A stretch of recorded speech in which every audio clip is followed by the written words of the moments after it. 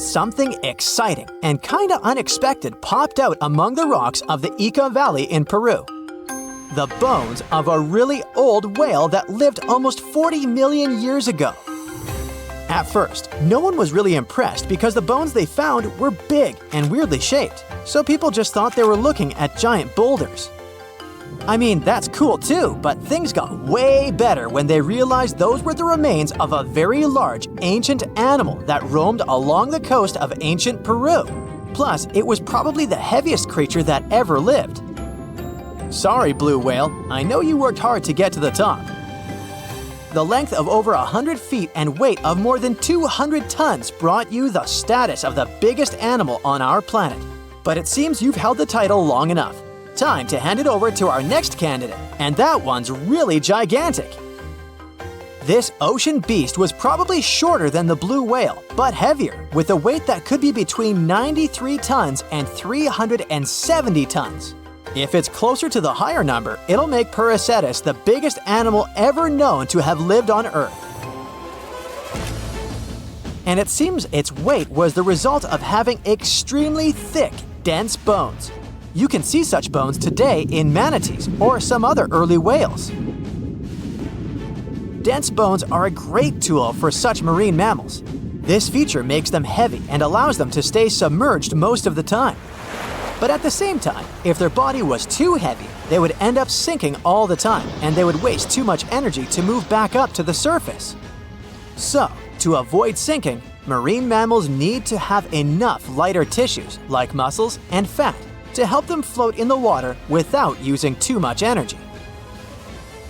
Now, scientists didn't have the whole skeleton, which makes it hard to tell how big the animal was. But they used the ratio of the heavy bones to the lighter tissues in other marine mammals to estimate the overall weight of this giant ancient whale.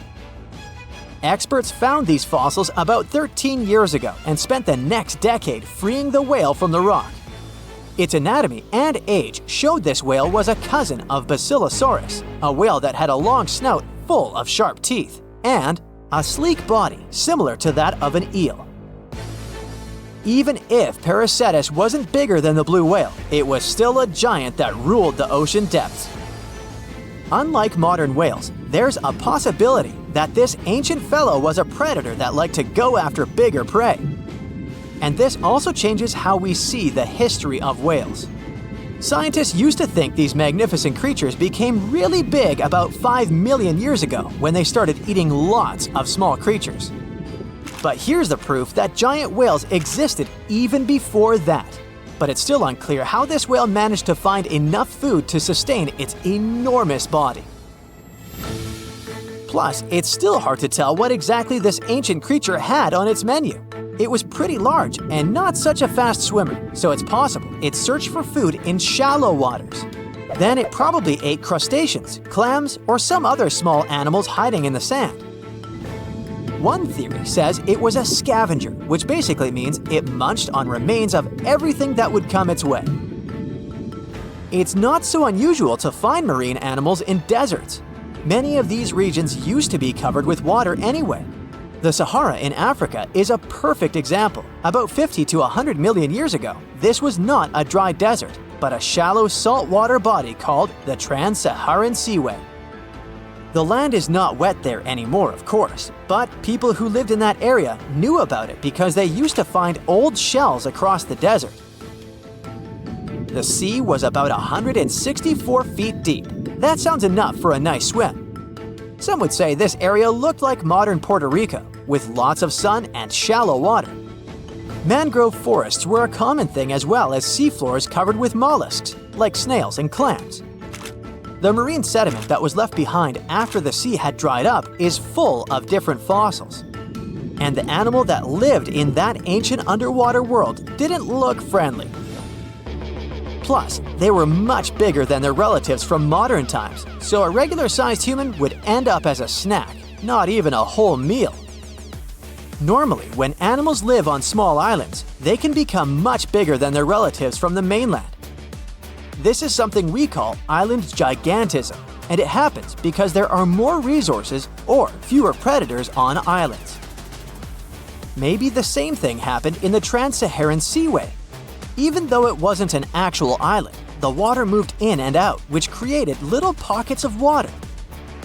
And specific conditions in these pockets might have helped animals grow bigger. So we're talking about giant sea snakes, catfish, and fish that no longer exist today.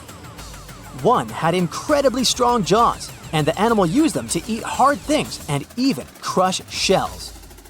Their teeth showed they were fierce predators other animals had every reason to be afraid of. They went through some changes when it came to diet, similar to some types of piranhas. And the competition to get to the top of the food chain wasn't a joke. Not when there were also such large predators as sharks, crocodiles, and ancient relatives of elephants. Sahara went through different phases. If you could use a time machine and take a peek at Earth's largest hot desert as it was about 6,000 years ago, you wouldn't have to struggle with sand and heat. You'd have a nice walk through a green and pretty lush place.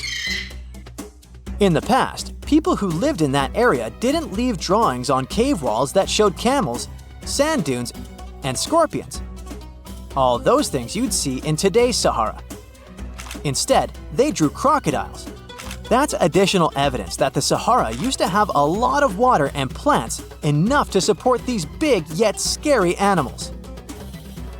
Around 3 billion years ago, Earth might have been mostly covered with water. Today, it's about 71% of its surface, but it seems that our planet used to be a giant ocean world with no continents at all, just some scattered islands. Scientists studied special rocks in Western Australia that formed in a place deep under the ocean called a hydrothermal vent system. To explain this better, it's important to mention two common oxygen types, O16 and O18. O18 is heavier because it has extra neutrons. O16 evaporates from water more easily, and as researchers studied an old ocean floor, they found a lot of O18, more than in today's oceans. This way, they realized ancient Earth had less dry land than Earth today. Australia is a good spot to conduct these studies because a long time ago, it also used to be a beautiful place with large animals and lush rainforests. But as time went by, the land became drier and Australia had more deserts formed, such as the Great Victoria Desert. Rainforest remained only on the edges of the continent. What happens with deserts across the globe is called desertification. That's when land that used to be good for growing things turns into a desert or something similar. Our planet changes over time, together with its climate. But desertification also happens because of human activities, like mining, farming, and building cities. And when land turns into a desert, it's a problem because it can't support people and animals anymore. Food doesn't grow there. There's not enough clean water, and animals lose their homes. To help with this problem, there's a plan many countries agreed to. They decided to work with farmers to take care of the land, fix damaged areas, and manage water better. All in all, to make our planet a better place for life. In a frosty Canadian park, hidden deep beneath layers of thick ice, scientists discovered a bizarre skeleton they named the Frozen Dragon. The skeleton had been in the frozen ice for millions of years. It took experts decades to work out the species of this strange fossil. It was identified as a new genus of pterosaur. Pterosaurs were massive flying reptiles with wingspans of over 16 feet. Their heads were 3.5 times the size of their bodies. Pterosaurs lived 76 million years ago when they soared above the dinosaurs. Scientists described them as the biggest, meanest, and most bizarre animals that ever flew. The new genus has been named Cryodragon boreas, which translates to Frozen Dragon of the North Winds. In 2013, a young mountaineer was climbing one of the tallest mountains in Western Europe, Mont Blanc. He noticed a strange metal box poking out of the snow. The mountaineer pried the box open and found that it was filled with precious rubies, emeralds, and sapphires. The climber immediately handed the box to the authorities. It was discovered that the box likely belonged to a passenger on one of 2 flights from India. that crashed into the mountain over 50 years ago. The box was valued to be worth over $200,000, and authorities are still searching for the heir to the small box of treasures. In northwest Siberia in 2007, a reindeer herder was on an outing with his sons when he noticed something strange in the ice. The man realized it was a frozen mammoth calf and immediately contacted the local museum. The calf was named Luba and was the best preserved mammoth mummy in the world at the time of its discovery. Luba had been in the ice for 41,800 years and is around 30 to 35 days old. From trunk to tail, the mammoth calf is roughly the same size as a large calf. If you're interested in seeing for yourself, Luba travels to museums all around the world. On the frozen continent of Antarctica, covered in layers of ice and snow, is Mount Erebus, the frozen volcano. The volcano was discovered in the middle of an eruption in 1841 by explorers on an Arctic expedition. The volcano is over 12,000 feet tall and has been active for the last 1.3 million years. Deep within the middle of the volcano is a huge crater filled with large volumes of molten lava. The volcano has occasional explosions, which means it's classified as being in continuing eruption. However, these eruptions are nothing to worry about because they're generally rather small. Back in 1991, two hikers were traveling across the Italian Alps when they stumbled across a body that they presumed to belong to a recently lost hiker. The duo trudged back down the mountain to report their unfortunate findings. Once the remains were recovered, it was clear that the body was not recent at all. Scientists determined that the Iceman was more than 5,000 years old and named him Otzi. The discovery was unlike anything scientists had ever before seen because the body was so well preserved. For years, Otzi was studied by scientists who discovered that our ancestors have a lot more in common with us than we ever knew before. Otzi was covered in ink body art. Research done on the contents of his stomach revealed that his last meal was dry-cured meat, similar to the bacon we eat today. Otzi has at least 19 relatives living today, somewhere in Central Europe. Scientists were researching ancient squirrel burrows in Siberia when they came across something interesting. One of the squirrels had hidden away precious seeds deep beneath the ground. The seeds had been encased in ice for 32,000 years. The seeds were for the flower Silene stenophilia, which had long since gone extinct. Amazingly, scientists were able to recover plant tissue from inside the seeds and grow an entire crop of flowers. They've since reintroduced the previously extinct flower to natural habitats all across the world. In 1930, a team of Norwegian scientists sailed around the Arctic Ocean, conducting research on the seas and glaciers. They reached White Island, a dangerous and icy land no human had set foot on before, or so they thought. The scientists were shocked to discover the tip of a small boat sticking out of the snow. Frozen inside the boat, they found scientific equipment and various personal items, including a jacket monogrammed S.A. Andre.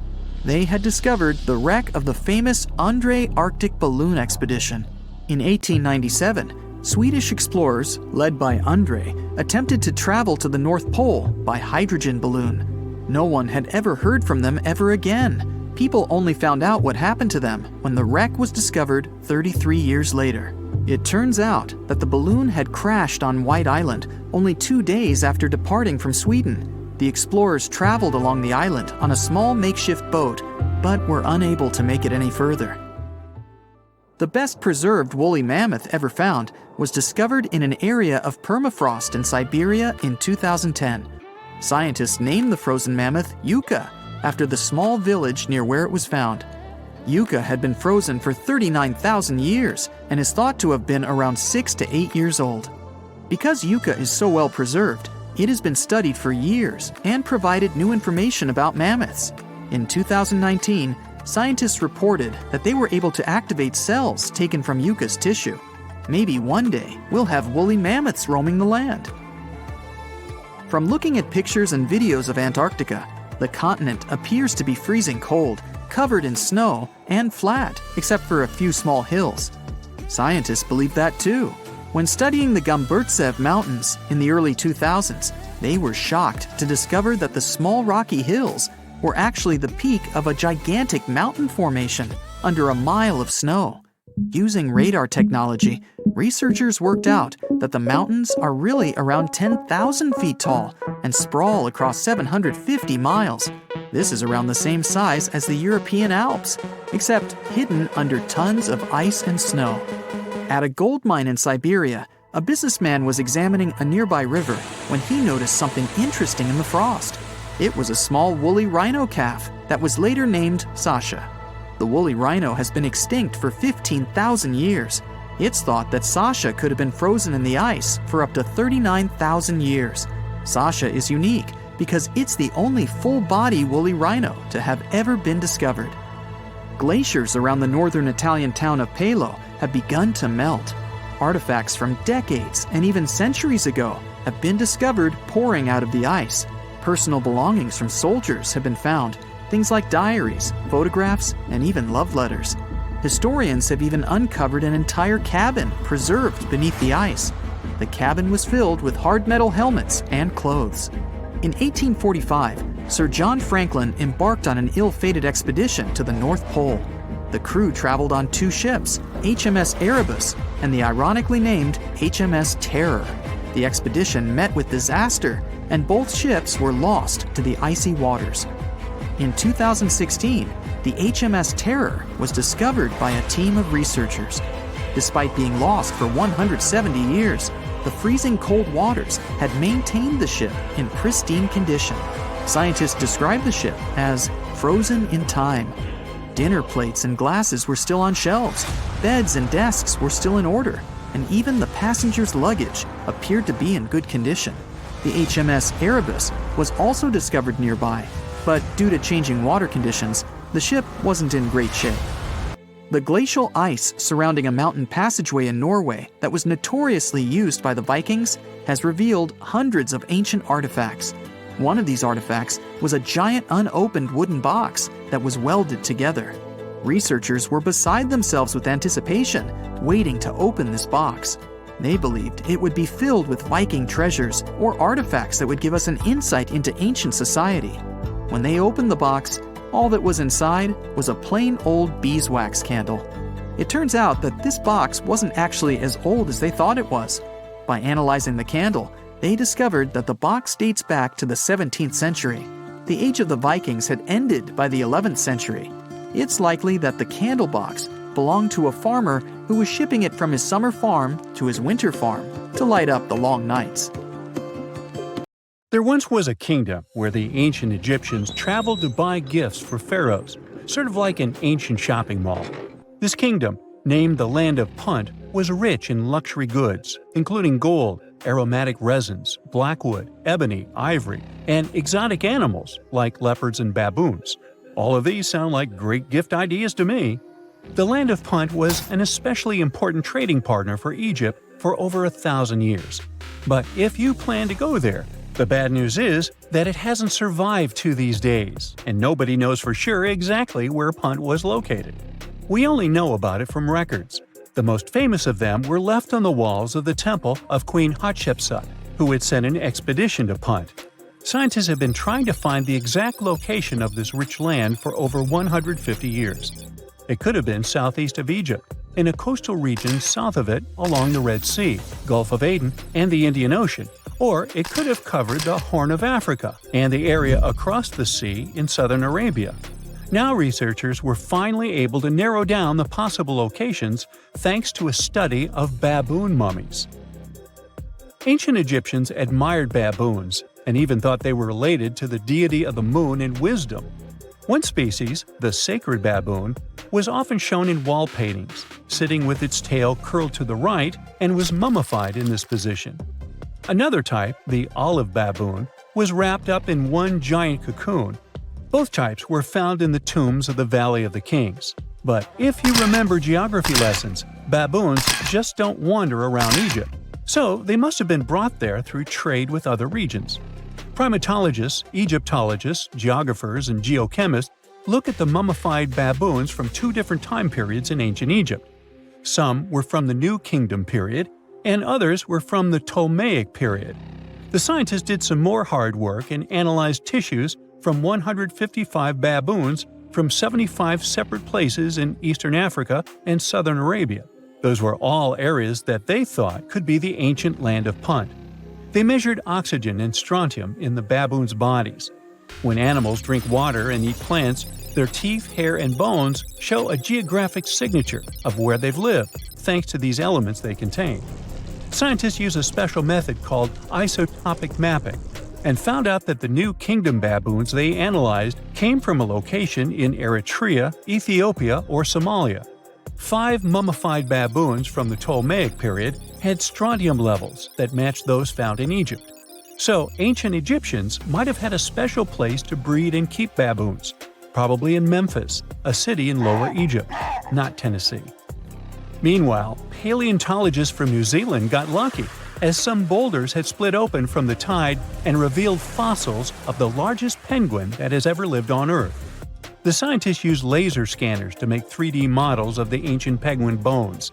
They compared these bones to the flipper size of modern penguins and did some math as to how much the old penguins might have weighed. Today, the biggest penguins, emperor penguins, weigh between 55 to 100 pounds. Researchers think that the penguins from the past that they found weighed around 340 pounds, real giants in the penguin world. These huge flightless birds lived in the oceans around New Zealand more than 50 million years ago, after the dinosaurs went extinct. They totally took advantage of their big bodies to stay warm in the cold water. They might have even traveled the world thanks to it. And they'd scare off any predators, but they didn't have any. The asteroid that took down the dinosaurs also got rid of most big marine reptiles, and the ancestors of seals and whales were still living on land. Back in 1992, 4 farmers in China were draining water from their ponds and accidentally bumped into a ship full of gold and ancient statues worth millions. Just kidding, they actually found the Longu Caves. Those are 24 big caves created by people a long, long time ago. Even though they are so large and well-made, no one knows who built them, why they were built, or how they were built. Experts think the caves are at least 2,000 years old, but they don't understand why these caves aren't mentioned in any historical records. All of the Longu caverns look the same and aren't connected to each other. Each cave has one entrance connected to a vertical shaft with a carved staircase. Rain and water from the surface can flow into the caves through these stairs. To manage this water, the caves have special grooves, channels, and a system to catch the water at the bottom. So it looks like the ancient builders were real pros when it came to drainage and water management. Maybe my town could learn a lesson from them, as it turns into Venice after every heavy shower. Anyway, the caverns were built below a hill, named after a bird that is one of the most respected creatures in Chinese mythology and culture. It symbolizes all the best things, like high virtue, grace, and the union of yin and yang. Scientists think there could be a connection between the caverns and the bird, but it's just a theory so far. Experts from the National Institute of Ocean Technology in India were doing their routine pollution surveys when they found some structures that looked like a city underwater. Using special sonar technology, the team found big geometric shapes on the ocean floor. They brought up different items from the site, like pottery, beads, sculptures, parts of walls, and even human bones and teeth. They thought the ruins belonged to a civilization older than the Bronze Age Indus Valley Civilization, which is the earliest urban culture of the Indian subcontinent that we know of so far. But not everyone joined in on celebrating this awesome discovery. Some archaeologists refused to believe it and thought it could be some computer tricks. And even when they saw hundreds of artifacts from the ocean floor, they said an ancient river could have brought them there from someplace else. The team that discovered the underwater site decided to prove they were right. They chose a piece of wood as their main evidence. They tested it and found it was 9,500 years old. That could be the age of the entire site. Skeptics still insist that we can't rewrite all human history because of one piece of wood. Even 23 years since the discovery, no one is sure about the final answer. This is partly because it's hard to explore the site. It's in extremely dangerous waters with strong currents and riptides. During the cool Antarctica summer, from late November through January, geologists from the University of Wisconsin-Milwaukee climbed the frozen slopes of the McIntyre Promontory in the Transantarctic Mountains. High above the ice fields, they looked through the mountain's gray rocks for fossils from when the continent had green forests. By the end of their trip, the geologists found fossil pieces from 13 trees. These fossils show that the trees are over 260 million years old. This means the forest grew at the end of the Permian period before the first dinosaurs even appeared. More than 90% of all species on Earth disappeared back then, including the polar forests. These trees would have been very tough if they grew in Antarctica and could have survived. But a huge increase in gases like carbon dioxide and methane must have taken them down. This Antarctic forest is a terrific way for us to see what life was like before the extinction, and we might even understand what caused it. It also shows us how plants were different back then from those we are used to now. The latest super-eruption of Yellowstone occurred 640,000 years ago, and it was long before Homo sapiens saw the light of day. But we were around during another, no less devastating natural disaster. This super-eruption took place on the island of Sumatra around 74,000 years ago. That's when an erupting supervolcano wreaked havoc on huge territories, sending up plumes of debris and ash that spread for thousands of miles and caused temperatures on the planet to plummet. The effects of this super-eruption were visible as far away as southern Africa. Experts believe they could have impacted early humans there. By the time the volcano erupted, our ancestors had already been using stone tools and had likely known how to produce yarn. And some specialists even think that the Toba super-eruption was so powerful it could push our ancestors to the brink of extinction. They claim that Toba might be the largest volcanic eruption to occur on Earth within the last 2 million years. The eruption disgorged so much pyroclastic rock it would be enough to cover the entire United States to the depth of a one-story house. About a third of that deposit piled up on northern Sumatra, while a lot more ended up beneath the floor of the Indian Ocean. The super-eruption left an elliptical crater lake around 60 miles long. The caldera is so large it's hard to feel that you're indeed in a volcano. Pumice deposits from the eruption remain in the canyon walls and go deep below the ground. There aren't many arguments about the amount of pumice and ash involved in this disaster. At the same time, experts aren't sure how much sulfur ended up in the atmosphere. Even some sulfur layers in the polar ice could be potential candidates, but so far, scientists haven't found any connection between them and Toba. But let's get back to the dramatic impact the super-eruption had on early humans. It turns out some not only survived but even thrived after this natural catastrophe, at least judging by the artifacts they made during and after the eruption. The disaster might not have posed a serious threat to those of our ancestors who took refuge along the coast. Genetic evidence hints that modern humans descend from a few thousand people that ventured out of Africa around 60,000 years ago. Why just a few thousand? According to some experts, the rest of our ancestors could have been devastated by the Toba eruption.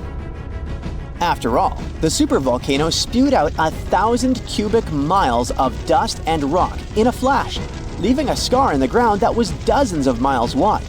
All that dust and sulfur Toba sent into the atmosphere potentially cooled the surface of our planet, which led to the appearance of glaciers and the lowering of Earth's sea levels. And since Toba might have had an important role in shaping humankind, scientists have been working hard trying to understand precisely how early humans reacted to this disaster. In 2011, several researchers found an enigmatic soil sample in South Africa's Pinnacle Point, an archaeological site overlooking the Indian Ocean. This sample contained some volcanic ash. After examining the layer, they found more than 400,000 artifacts left by early humans. Those ranged from heat-treated stone tools to signs of fire and animal bones. Based on this finding, the team suggested that early humans on the South African coast thrived after the eruption, living in that area for thousands of years and improving their tools. The region might have served as a refuge during and after the Toba eruption. A 2009 study suggested that the eruption could have lowered global temperatures by 14 degrees Fahrenheit. It would have made survival tough elsewhere in Africa. If there had been a volcanic winter, it wouldn't have been as cold along the coastline. On the other hand, newer studies claim that Toba spewed out so much sulfur into the atmosphere that the resulting aerosols could have stuck together, which would have limited their cooling effect in the long term. In other words, right after the eruption, temperatures would have plummeted, but only in some regions. And after 3 years or so, the effects of the eruptions would have calmed down altogether, becoming not dangerous to humans. Well, apparently, more research is needed. Meanwhile, let's figure out if we should watch out for any volcanoes these days. Last year, thousands of small earthquakes shook the ground near Iceland's Svartsengi geothermal power plant. Magma rose to the surface there, and now it has opened wide fractures slicing through the small town of Grindavik. The ground there is still swelling, and an eruption might happen with little notice. But of course, that's not all. Over the planet, 45 other volcanoes keep rumbling. For example, Italy's Vesuvius, that infamous thing that finished the city of Pompeii in 79 CE.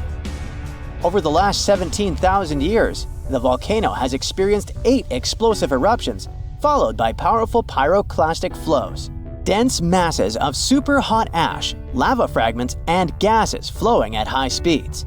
The volcano's last eruption happened in 1944. Mount Rainier is one of the most dangerous volcanoes in the USA. Its high elevation, chemical composition, and proximity to Washington's Seattle and Tacoma suburbs, and the volcano's ability to produce massive pyroclastic flows make Mount Rainier a threat to consider.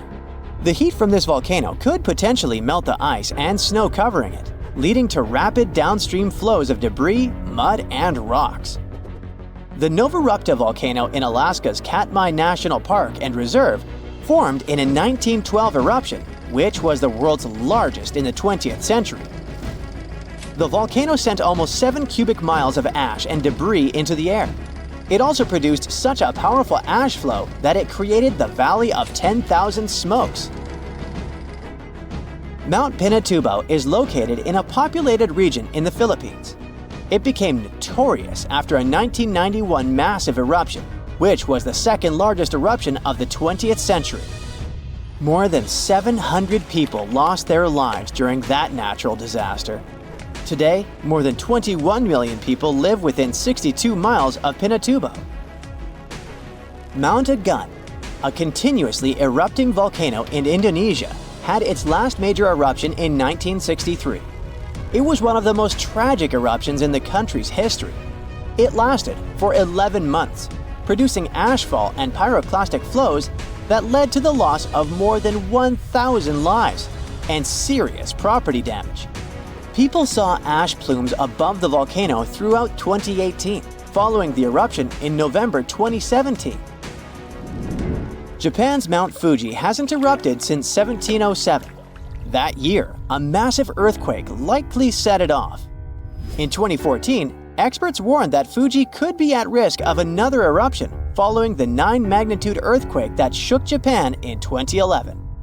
Experts believed the earthquake had raised pressure below Fuji. The eruption in 1707 sent so much ash and debris into the air that all this mass even reached Tokyo. Should Fuji erupt again, it would affect more than 25 million people in the surrounding areas. The eruption of Washington's Mount St. Helens in 1980 was one of the most destructive volcanic events in U.S. history. 57 people, as well as thousands of animals, lost their lives during that natural disaster.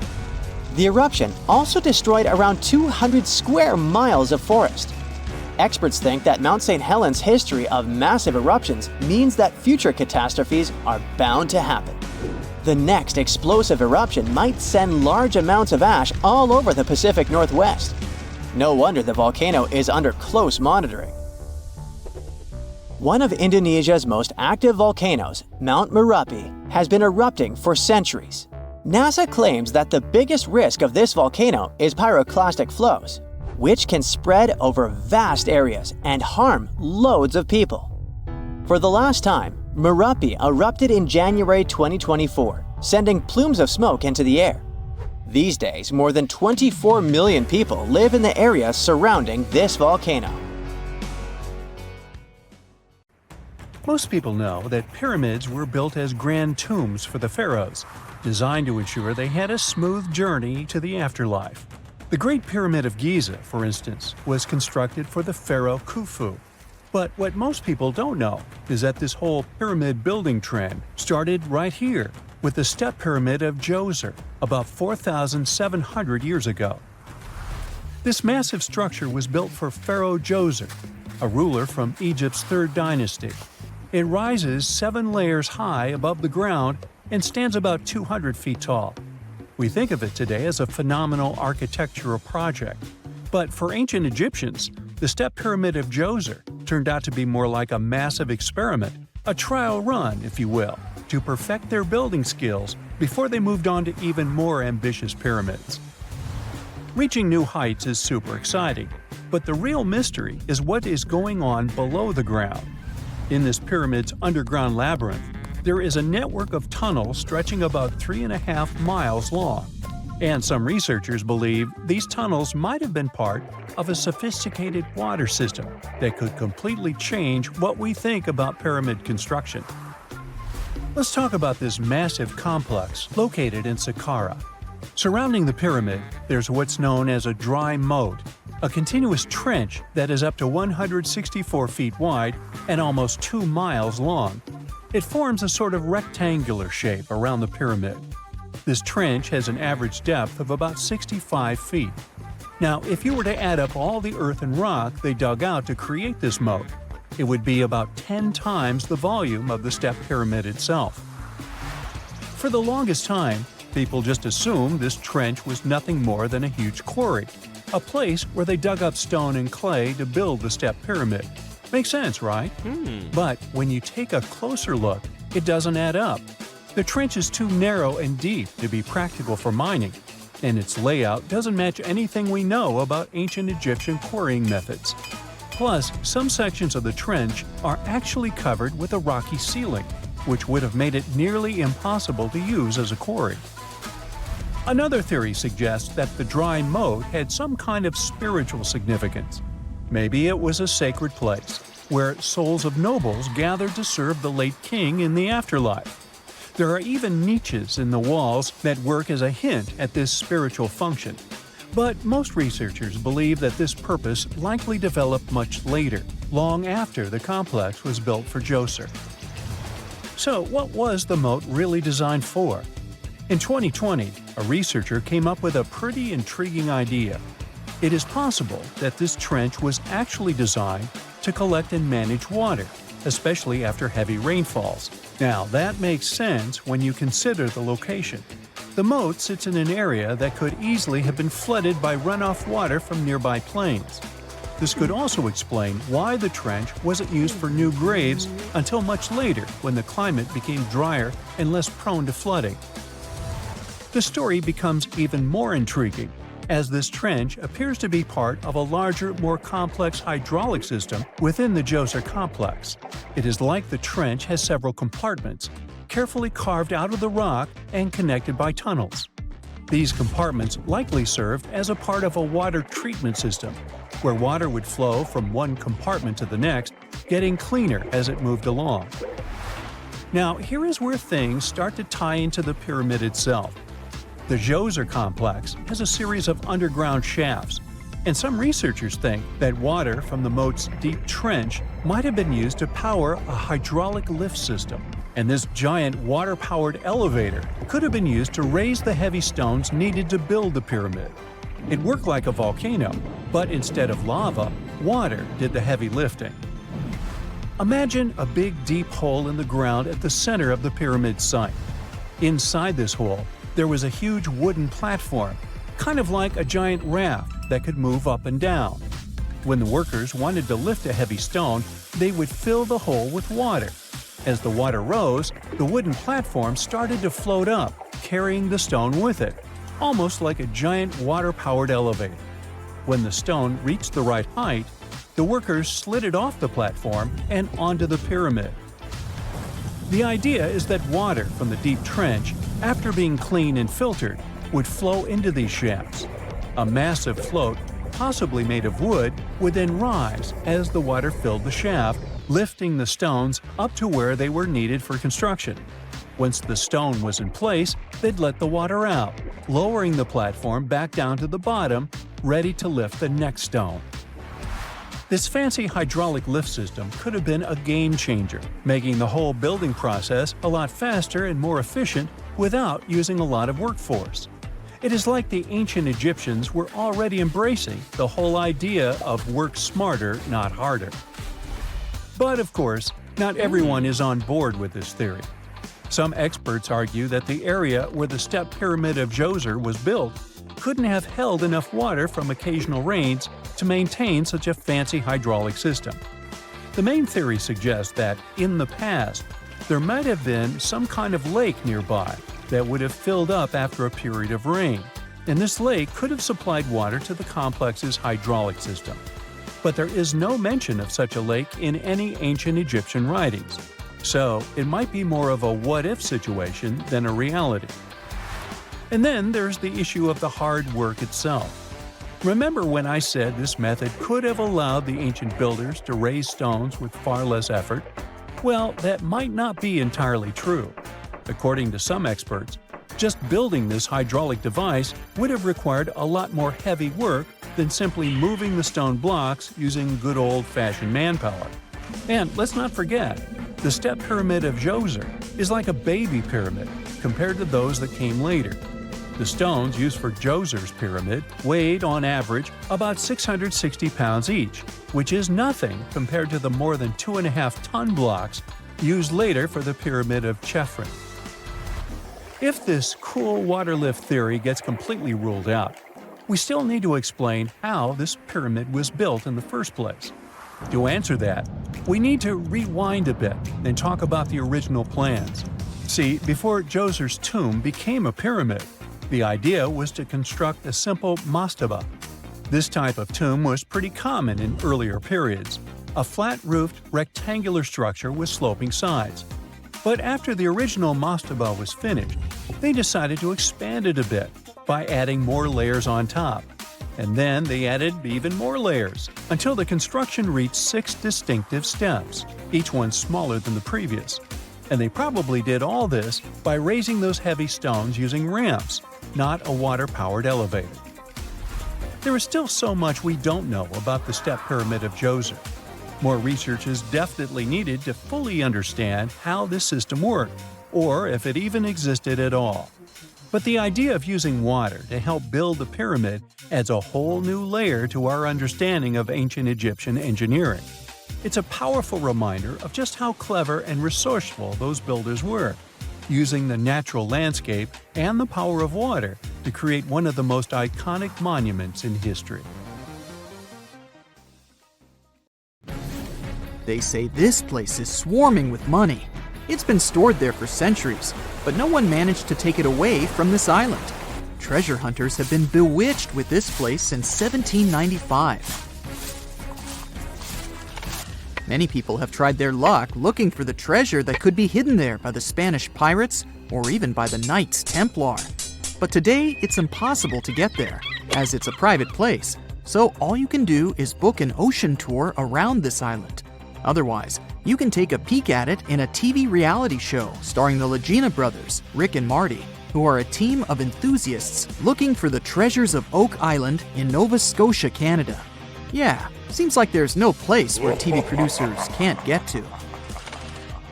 One of the most famous discoveries out there was the so-called Money Pit. Despite the promising name, it wasn't full of money. Now we have to jump to 200 years ago. The Money Pit was first found by a 16-year-old kid in 1795. One day, Daniel McGinnis went fishing at Oak Island.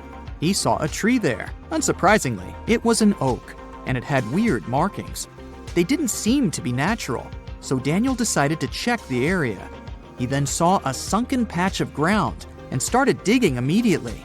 His two friends helped him out, but instead of treasures, the guys only found logs placed underground at regular intervals.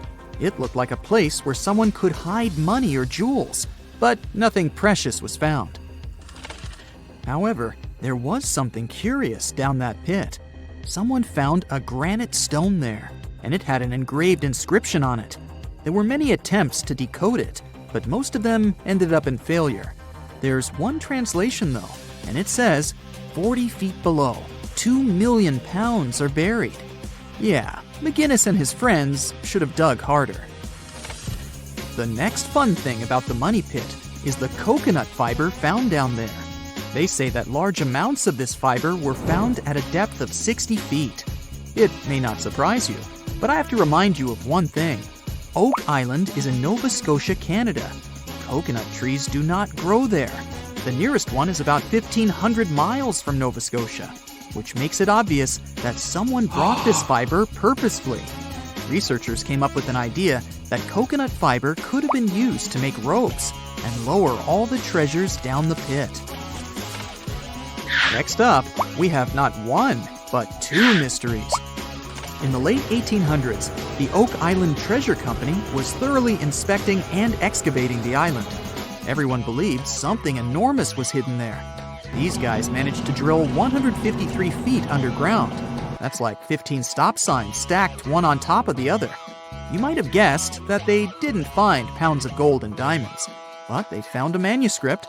There's a theory claiming that it's one of Shakespeare's lost manuscripts.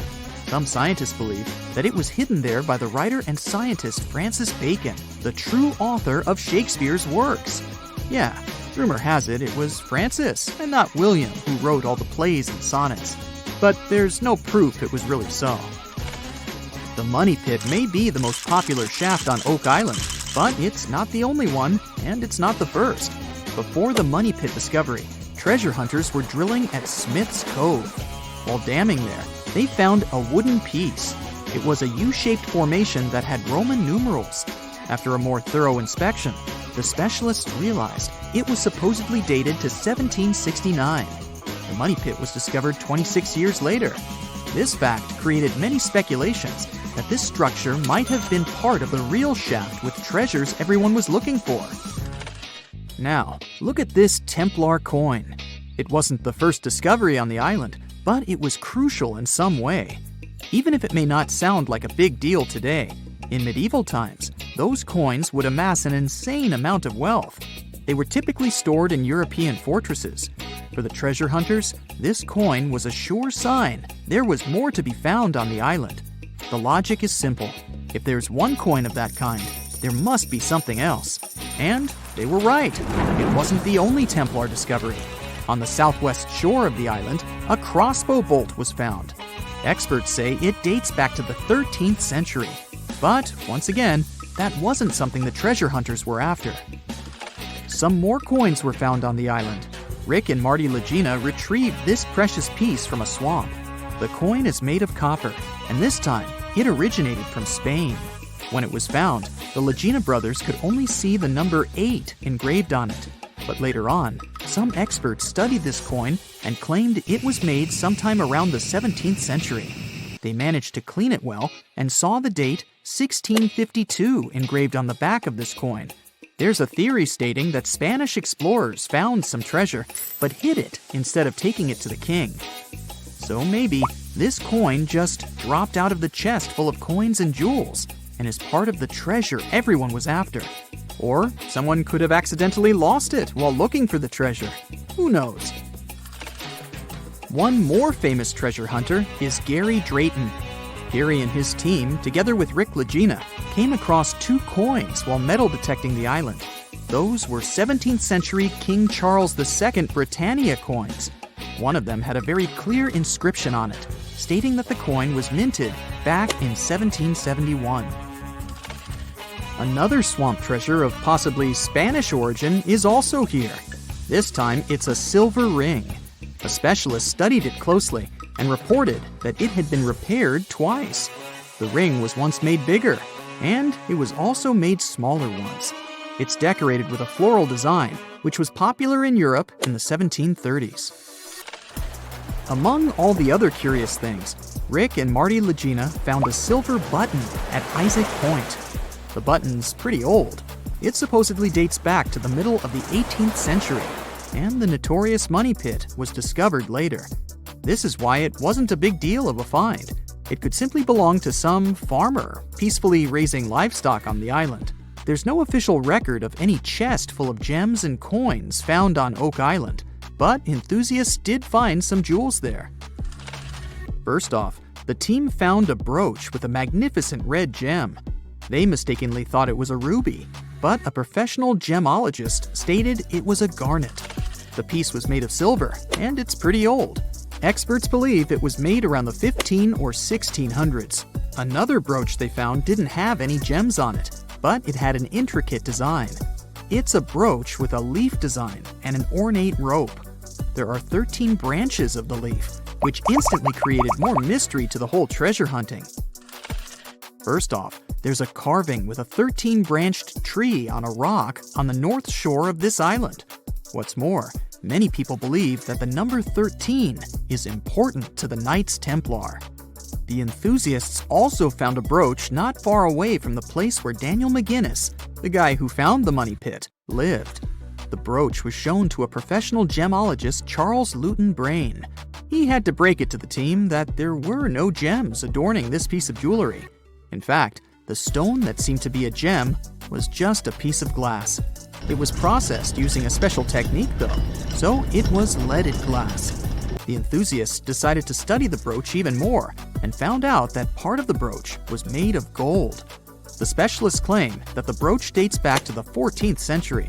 Was it the treasure everyone was looking for?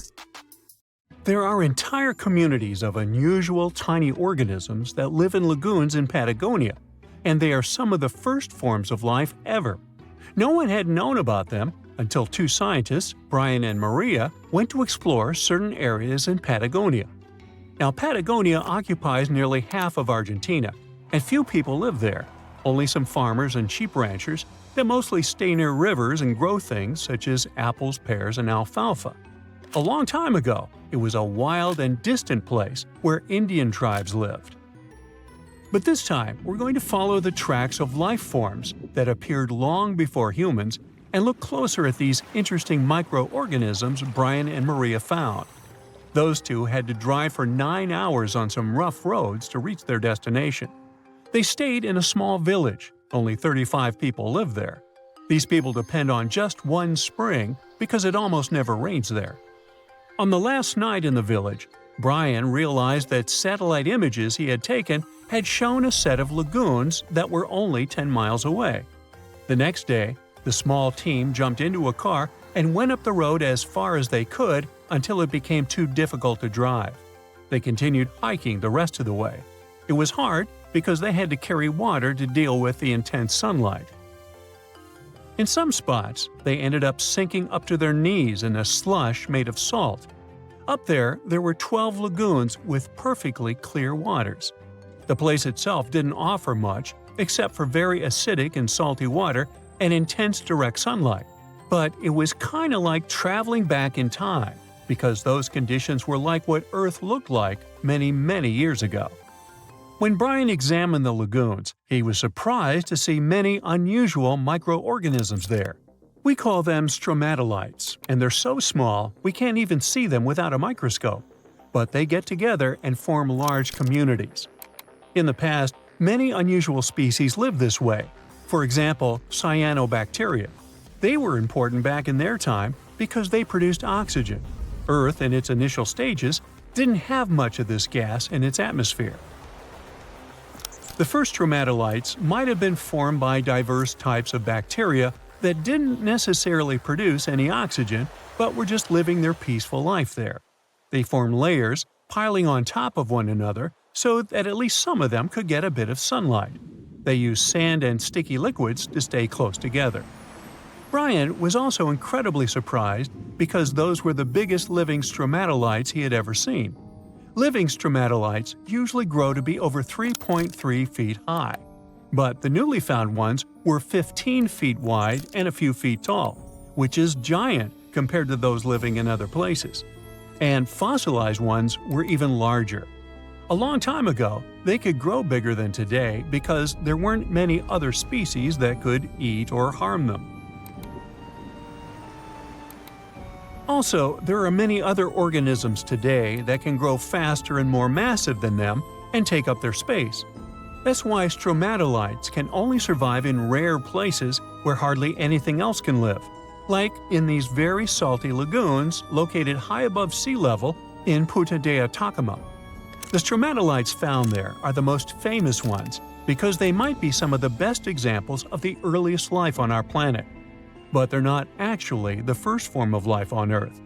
The oldest of their fossils are 3.5 billion years old, while some other evidence we have tells us that life on our planet appeared around 4.1 billion years ago. Maybe some stromatolites lived back then as well. But Earth has changed a lot since then, and the places where they might have lived haven't survived. Now, all this may not seem like a lot at first glance, because no one has found an exotic and weird beast our world has never seen. But these are notable examples of what searching for life somewhere else in the universe might look like. Scientists who are interested in studying Mars often come to this place, since it might be similar to what the red planet looked like an exceptionally long time ago. If there were fossils hidden in the ancient rocks on Mars, they might look like these stromatolites. Another faraway land has revealed some of its secrets. It's Antarctica, with an ancient lost world found under its ice. Antarctica hasn't always been this frosty, isolated land of snow and ice sheets. Once it used to be part of the Gondwana supercontinent, together with what is now South America, Africa, Australia, the Arabian Peninsula, and the Indian subcontinent. But at some point, it split off and went to build a life on its own. It formed as other landmasses started to move away, which created its coastline. But Antarctica was different in many other ways back then too. It used to be a land covered in magnificent forests and rivers full of life. Scientists use radar and satellites to explore a mysterious world hidden under the ice there. This ancient land, which is close to the Indian Ocean, is as big as the U.S. state of Maryland or Belgium. It's more than 14 million years old. Some studies say that this area formed over 34 million years ago, which was way before Antarctica got into its deep freeze. At first, temperatures there were higher, possibly like the weather in Patagonia or the cold, temperate rainforests of Tasmania, New Zealand, or maybe even more tropical than that. But as the climate became cooler, small glaciers started forming on hills close to the rivers. Valleys sunk deeper because of all that ice covering them. And then, temperatures dropped even lower, and a giant layer of ice covered the entire continent, hiding those old glaciers. Rivers shaped this lost world a long time ago, way before it ended up covered in ice that's almost 2 miles thick in some spots. Scientific studies of this area showed that those landscapes had been full of highlands and mountains. The ice that formed over Antarctica made the whole area very cold, so the landscape couldn't erode anymore. This means everything has remained basically the same and untouched under the ice for millions and millions of years. What's interesting is that we know less about this land hidden under the ice than about the surface of Mars. One way to explore it would be to drill through these ice sheets to check for samples of sediments below. They could tell us more about the ancient flora and fauna frozen underneath. It's not a new method. A similar method was used to collect 2-million-year-old samples in Greenland. Australia has a secret world too. Ancient organisms were found hidden in rocks in the northern parts of the continent that are about 1.6 billion years old. These microscopic things are part of a family called eukaryotes. The members of this family that exist today include plants, fungi, animals, and even those tiny organisms with just one cell, such as amoeba. All living things with nuclei in their cells, including us, can trace their family tree back to one of the oldest members of this family. That one is called the last eukaryotic common ancestor, and it lived more than 1.2 billion years ago. Those ancient organisms were more complex and bigger than bacteria. Maybe they were the first predators on Earth, hunting bacteria. Strange and amazing items are discovered often, but figuring out what our ancestors were up to is pretty tough. Especially when all you have are just some rusty cups and cave drawings. It's no surprise that even the experts in lab coats sometimes make mistakes. But it's not just about dusty plates and huge stones. Sometimes there's even humans with large heads. So grab your digging tools and let's travel back to ancient times to explore incredible societies that even scientists can't fully explain. Sardinia may look idyllic now, but I'm not gonna lie, I wouldn't fancy visiting it 3,000 years ago. Rumor has it, terrible giants roamed around this island back then. People even talk about finding human skeletons over 13 feet tall there, although nobody's ever shown anything to prove it. But the stories will make you wonder because some weird stuff has definitely happened. In 1974, over 5,000 pieces of broken stone artifacts were found in a part of the island called Monte Prama, but instead of being displayed in a museum, they were locked up in an underground vault for about 30 years. Sounds a bit suspicious, doesn't it? When they were finally displaced in 2005, scientists put the pieces together to find statues of 38 giant men standing 8 feet tall. Not quite as tall as the legendary skeletons, but still pretty huge. It's thought these statues were made by the Nuragic people, who lived on the island a long time ago. Besides giant statues, they also built over 8,000 massive stone buildings. Perhaps Nuragic weren't giants themselves, but they definitely liked their things big. I do too. I like a big number of likes on our videos. That would be pretty great. Thank you if you liked this and subscribed. Now back to the video. You and I are pretty smart, but we might not be the smartest humans ever. Actually, we might not even be the smartest species. Since 1913, some skull fossils found in South Africa have hinted at a possibly smarter contender called Boskop Man. This human-like species might have lived as recently as 10,000 years ago. Their skull suggests they had really big heads, which means their brains could have been 30% bigger than ours. Wow! Their average IQ could have been around 149, making them among the smartest 0.05% of people today. But if a Boskop Brainiac was so much smarter, why are they not around and we are? Well, bigger isn't always better, you know. Our brains are a lot bigger than our ape relatives, mainly in the prefrontal cortex. This part helps with high-level tasks like making decisions, remembering things short-term, and being aware of ourselves. The parts of the brain that handle our senses and movements haven't really grown much. So, maybe the Boskops spent too much time dwelling on the past rather than doing practical things like hunting. But this is all just guessing. We really don't know what happened to these clever cousins of ours. Some people even argue that Boskops weren't any different from us, with the only evidence being parts of skulls.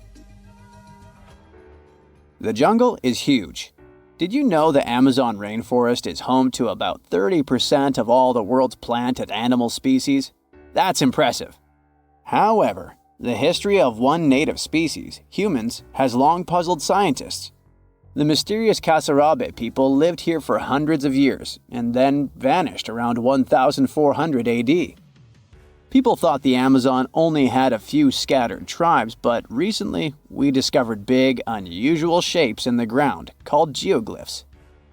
These might look like simple shallow ditches, but they're actually the remains of a vast civilization that spread over 5,000 square miles and includes about 450 markings, some as wide as 1,300 feet. That's insane! They likely contained ceremonial buildings and could have hosted up to 1 million people as recently as 550 years ago. Thanks to new technology like LiDAR, which uses a safe laser to map the forest without harming it, we can explore deeper. In 2019, some scans showed miles of raised roads and pathways and even pyramids over 70 feet tall. They found 26 separate settlements, 2 of which were at least 250 acres each. Damn, that's like 330 soccer fields. It's not certain what happened to the Kasarabi people. Maybe European conquistadors drove them out. Maybe the most baffling ancient civilization is one we've never actually found a trace of. Yep, I'm talking about Atlantis, the grand city that supposedly sank into the ocean. The first mentions of Atlantis come from the ancient Greek philosopher Plato, who talked about a great city near the Strait of Gibraltar. But for ages, everyone just thought Plato made up Atlantis as a perfect version of his own Athens. So why, about 12,000 years after it supposedly vanished, do we still wonder if it might be real? Well, in the 19th century, U.S. Congressman Ignatius Donnelly wrote a book giving 13 reasons why he thought Atlantis was more than just a myth. Then, in 1965, some folks thought they actually found Atlantis when they discovered the Richat structure, a massive 25-mile-wide dome in Mauritania, Africa. It's so big that you can see the whole thing from space. 2 astronauts flying over the Sahara Desert spotted this giant eye staring back at them and thought they'd made the discovery of a lifetime. Unfortunately, there's no solid evidence linking this structure to Atlantis. It's believed to have formed from volcanic activity about 100 million years ago. But it does look suspicious, doesn't it? Still, we're no closer to knowing the truth. Imagine going back to about 3,300 BCE and finding yourself in South Asia. Welcome to the Harappan civilization. These people were way ahead of their time. They had cities like Harappa and Mohenjo-Daro, complete with baked brick houses, sophisticated drainage systems, and even public baths. This place might have had over 5 million people, making it one of the densest regions at the time. They also invented a system of standardized weights that was incredibly useful for traders. And trading they did. These people had connections stretching all the way to the Middle East, thanks to their great skills in metallurgy. They even had a form of ancient branding. The seals were used to stamp clay on trade goods. Despite being so advanced with a thriving urban life, there's a whole bunch of mystery shrouding their language and script. We've got bits and pieces of their writing, but no one's deciphered them yet, even with all the technology we have today. We also still don't know how exactly their society worked. It looks like they didn't flaunt their social status as much as other civilizations. No grand palaces or massive monuments. Instead, their largest buildings might have been granaries. They sure were practical. Unfortunately, all good things must come to an end. Around 1800 BCE, this bustling civilization started to decline, possibly due to shifts in river patterns. As the environment changed, the Harappans packed up, moving towards more hospitable lands. Ever heard of the Minotaur? The beast with a bull's head and a man's body, hunting the bravest travelers in a massive maze. Well, this wasn't just any old tale. It was one of the most popular dramas of the ancient world. And it was inspired by this place, the island of Crete. The Minoans lived here during the Bronze Age. They had stunning palaces, amazing frescoes, and a culture so rich it still fascinates historians to this day.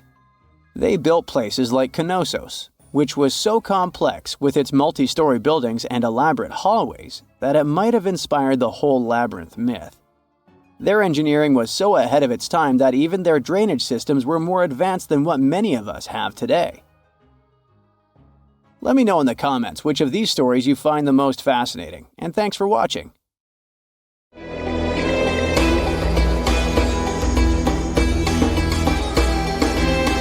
The Great Pyramid was created as the final resting place of ancient Egyptian monarch Khufu. According to legend, French leader Napoleon entered the Great Pyramid and came back out looking shaken and super pale. He never revealed what he saw inside, but whatever it was is said to have affected him for the rest of his life. When Napoleon entered the pyramid, he would have walked through a super tight and ascending passageway. He'd then go through another passageway, known as the Great Chamber. This corridor would have been much taller than the previous one, and would have cobbles too. He then reached the King's Chamber, the centerpiece of the Great Pyramid, which was lined with huge blocks of granite. But it wouldn't have looked as grand as we might imagine. There are no hieroglyphics decorating its walls, as Egyptians only began decorating the burial chambers of pyramids much later on. The pharaoh's tombs deep inside the pyramid would have also been filled with treasures, from chunks of gold to the world's most expensive jewelry. But this would have all been looted a long time ago. The only thing that probably would have been left in there would have been a huge sarcophagus, which would have once contained the king's mummy. He'd also have to walk past the queen's chamber. This room most likely didn't hold any queens though, as pyramids were usually only built for one person. There are mysterious tunnels leading from here. To this day, no one is really sure what they're there for. And that's not the only mysterious and creepy thing Napoleon may have encountered, as stories of pharaohs leaving ancient curses on pyramids go way back. Many pyramids had warnings written on the outside, telling of horrifying things that would happen to those who entered and disturbed the peace. We might not know what exactly Napoleon found in the Great Pyramid that scared him so much, but we know for sure what was found in Tutankhamun's tomb. Tutankhamun was an ancient Egyptian pharaoh who was only 8 or 9 years old when he took to the throne. He became a cultural phenomenon when his tomb was discovered almost completely intact in 1922. His pyramid sits in the Valley of Kings in Thebes, modern Luxor, which is in Egypt. Unlike the Great Pyramid, Tutankhamun's tomb was covered in beautiful wall decorations. The walls told the story of how he would travel to the afterlife through the underworld. Egyptians believed all people would have to take this journey, so they would fill their tombs with objects and paintings to help them get there. There'd also be spells painted on the walls. They believed this would help people pass over to the next realm. The journey would be pretty long, and for that reason, the ancient Egyptians would also fill the pyramids with food. Tutankhamun's pyramid was filled with 8 fruit baskets. They even found something called gingerbread fruit in there. The rooms were jam-packed with furniture, statues, clothes, and staffs, amongst a whole bunch of other things. You'd likely find a lot of clothes and expensive jewelry in the pyramids as well. The ancient Egyptians wanted their ancestors to travel in style to the afterlife. They put Tutankhamun in his final resting place with over 50 pieces of clothing, all of the highest quality. There were tunics, scarves, gloves, and headdresses, and a ton of jewelry. Bracelets, pendants, necklaces, rings, and scarabs for protection were all found inside. Each of them was made of gold or precious stones. There were also fans made of ostrich feathers to keep the old pharaoh cool in the hot Egyptian sun. But the temperature inside the pyramids never actually went above 68 degrees Fahrenheit. The ancient Egyptians developed a super cool air conditioning system that we don't fully understand even today. Tutankhamun's pyramid also contained 130 walking sticks made from ebony, ivory, silver, and gold to help him on his journey. There were 3 chariots hidden away in case he got tired of all the walking. They also put 11 boat paddles inside, but there was no sign of any boat. The pyramids would be littered with the pharaoh's favorite scents and perfumes. During the excavation of Tutankhamun's pyramid, it quickly became clear that it had been robbed during ancient times. There was damage to doors and traces of oils left in empty jars. It looks like someone raided the pyramid for gold and the scents, perfumes, and oils that had been left for King Tut. There was still a bit of perfume, which was made from coconut oil and frankincense, left in one bottle. It seems like Pharaoh Tutankhamun loved board games. There was an ivory traveling set of senet in his pyramid. Although we don't know for sure exactly how to play it, we have figured out it was sort of an ancient Egyptian version of backgammon. It looks like it was a 2-player game where the goal was to knock your opponent off the board. Not really sure who Tutankhamun's mummy was supposed to play with though. The ancient Egyptians had some rituals that may seem pretty strange to us. For example, they used to shave their eyebrows off if they ever lost a cat. So it's not too surprising they put some really weird things inside pyramids. Archaeologists discovered a collection of mummified cats and scarab beetles in pyramids that date back more than 4,000 years. They were found in the pyramids of Saqqara, which is south of Cairo. They also found a bunch of makeup kits and mirrors inside. Makeup was worn proudly by both men and women in ancient Egyptian times. Eyeliner was the most popular cosmetic. The Rosetta Stone was one of the best discoveries ever made in pyramids. It was found by our man Napoleon Bonaparte and his team. It's a black granite rock that dates back to 196 BCE. It's transcribed in Greek, Demotic, and Hieroglyphic. When it was translated in 1822, we got the key to understanding ancient Egyptian hieroglyphics for the very first time. The discovery of Queen Hatshepsut's mummy in 1903 changed our understanding of the Egyptians forever. After she had passed away, her successor, Thutmose III, removed most of the evidence of her reign, so we basically knew nothing about Egypt's first great female leader. She's now gone on to become one of the few and most famous female pharaohs of Egypt. Pharaoh Khufu even had a fully fledged boat in his pyramid. Archaeologists uncovered more than 1,200 pieces of a giant boat near the Great Pyramid at Giza. They reassembled the boat, and it's a whopping 144 feet long. It's most likely a solar boat, which was designed to carry the resurrected king with the deity Ra. Fun fact, the Pyramid of Giza is the last remaining of the 7 wonders of the ancient world. The other 6 are the Hanging Gardens, the Colossus, the Temple of Artemis, the Mausoleum, the Lighthouse, and the Statue of Zeus. This pyramid was also the world's tallest man-made structure for 3,800 years, and it's the biggest pyramid in Egypt. It took a staggering 2.3 million blocks of limestone, and some weighed as much as 80 tons. It took an incredible 100,000 laborers and a whopping 23 years to build. Its original height was a mega 480 feet. In 2017, archaeologists discovered something weird about Egypt's Great Pyramid. There's a hidden void that's at least 100 feet long, and no one really knows why it's there or what's actually inside it. The weird void is the first inner structure discovered within the 4,500-year-old pyramid since the 1800s. Scientists used cosmic rays to detect the massive hole, but are still no closer today to finding out what's inside. The ancient Egyptians took a lot of care building the pyramids, and everything was strategically placed and structurally sound, so it's super unlikely that this hole is due to blocks falling over time. Loads of pyramids also contain small model figurines called ushabti. These represented attendants. They believed they would come to life to serve the pharaohs in the afterlife. But it's amazing that all this stuff actually fit inside. There isn't actually a huge amount of space inside the structures. It's mostly just rock. You are lost deep within the jungle in the Yucatan Peninsula in Mexico. There are strange noises all around you, and to make it worse, the sun is setting. Soon, you'll be alone in the middle of an unknown rainforest. Guess it was a pretty bad idea to come looking for El Dorado on your own, wasn't it?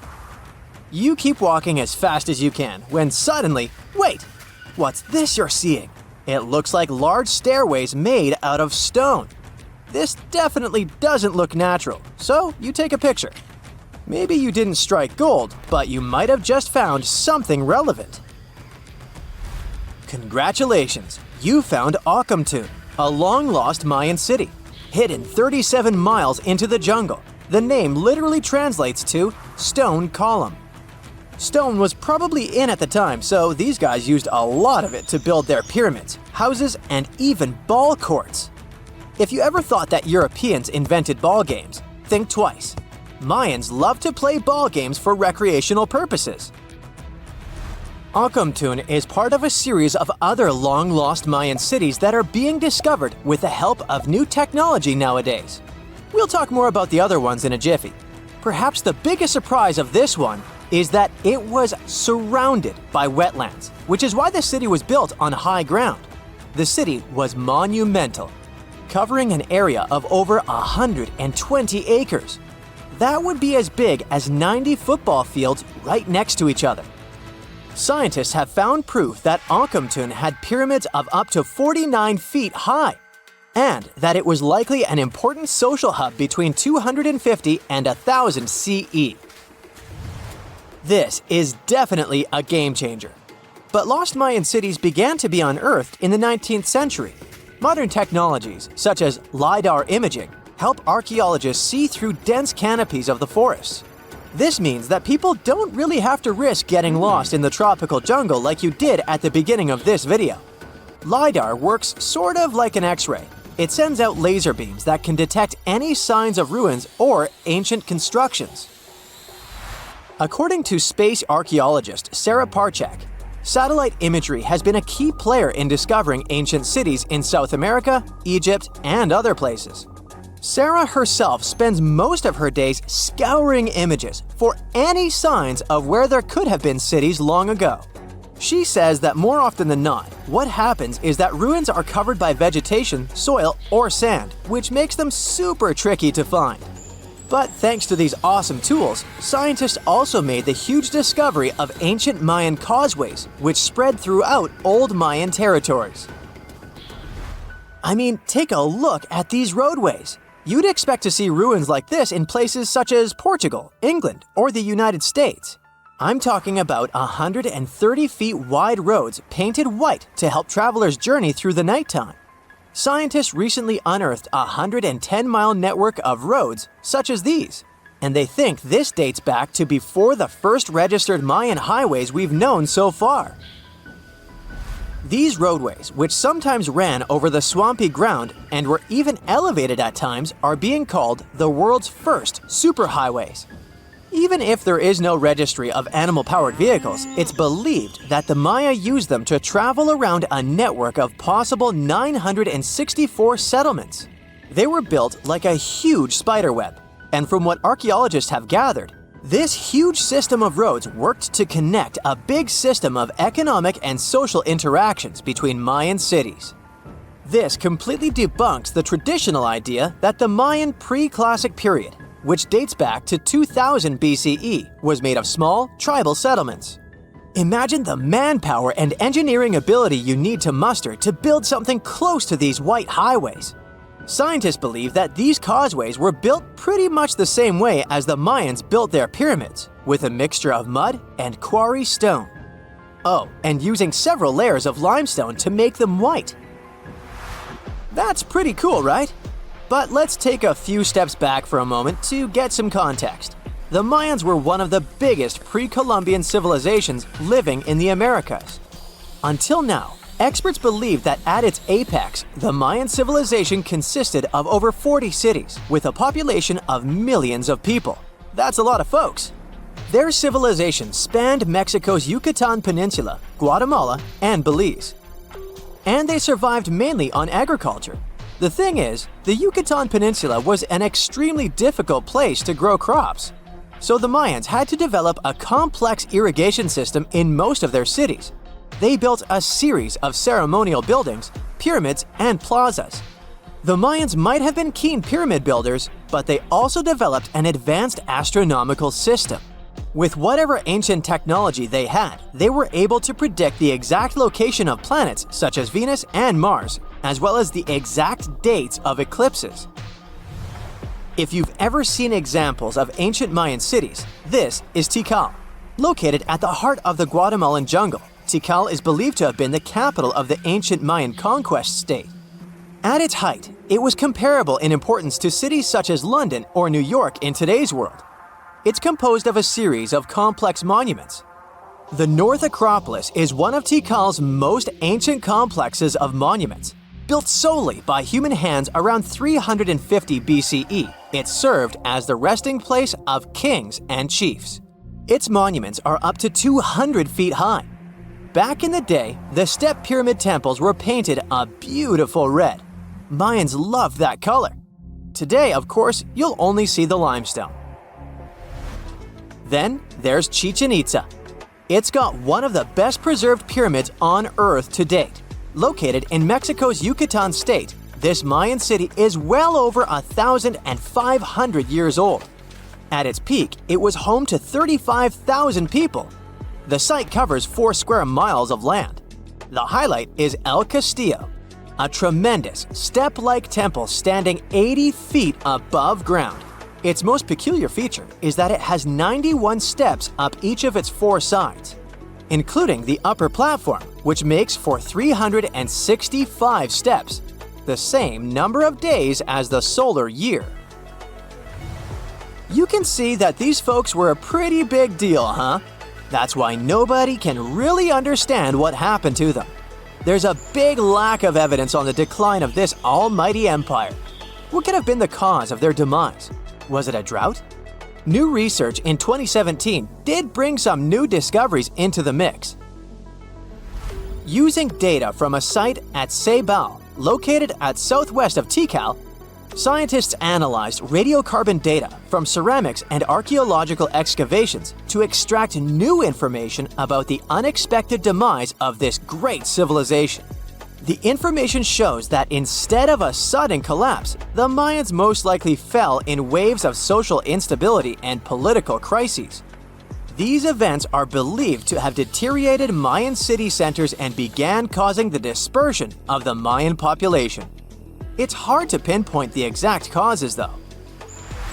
But hey, recent discoveries are shedding a big light on humanity's past. Not only about the Mayan Empire, but about other long-lost civilizations of South America. A major recent discovery in Brazil was done using satellite imaging technology and is also shocking scientists. Some images from near the Xingu River, also in the Amazon, suggest that cities of millions of people might have existed inside the jungle, way before our modern civilization ever existed. I mean, if this doesn't shock you, I don't know what will. Satellite imagery also detected a network of trenches dating back to 200 and 1200 CE in the Bolivian Amazon forest. These proofs suggest settlements that could have supported around 60,000 people right in the middle of the Amazon forest. When researchers from the University of Florida went on ground to check the satellite information, they were shocked to find several mounds that were accompanied by ditches and geoglyphs. Archaeologists also found remnants of carefully designed walls centered around plazas, much like the type of construction done by the ancient Mayans. This just in, the world's oldest pyramid was built during the last ice age. And I'm not even talking about Egypt. I'm saying our ancestors might have spewed a 27,000-year-old pyramid in West Java. Gunung Padang is not exactly shouting pyramid. It's more of a mound with huge scattered stones tossed all over it. But local people seem to revere it, and they have for centuries.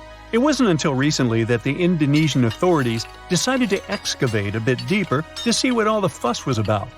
They ended up finding the remains of a human settlement. It was rather unexpected, since the mound is pretty high up. This excavation could only prove there were humans in the area as far back as 45 BCE, which sounds reasonable. It was up to an Indonesian geologist named Donny Hillman to prove that Gunung Padang is the world's first pyramid. He used all sorts of new technology to support his claim. Our guy used carbon dating, which digs deep into the earth and takes whole chunks of soil. He found layers and layers of constructions, like he was digging up Rome and finding ancient buildings buried in the ground.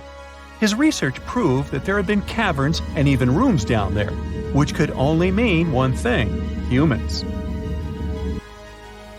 As for the rocks located up in the mound, they were most likely strategically placed by the people who lived there back in the day.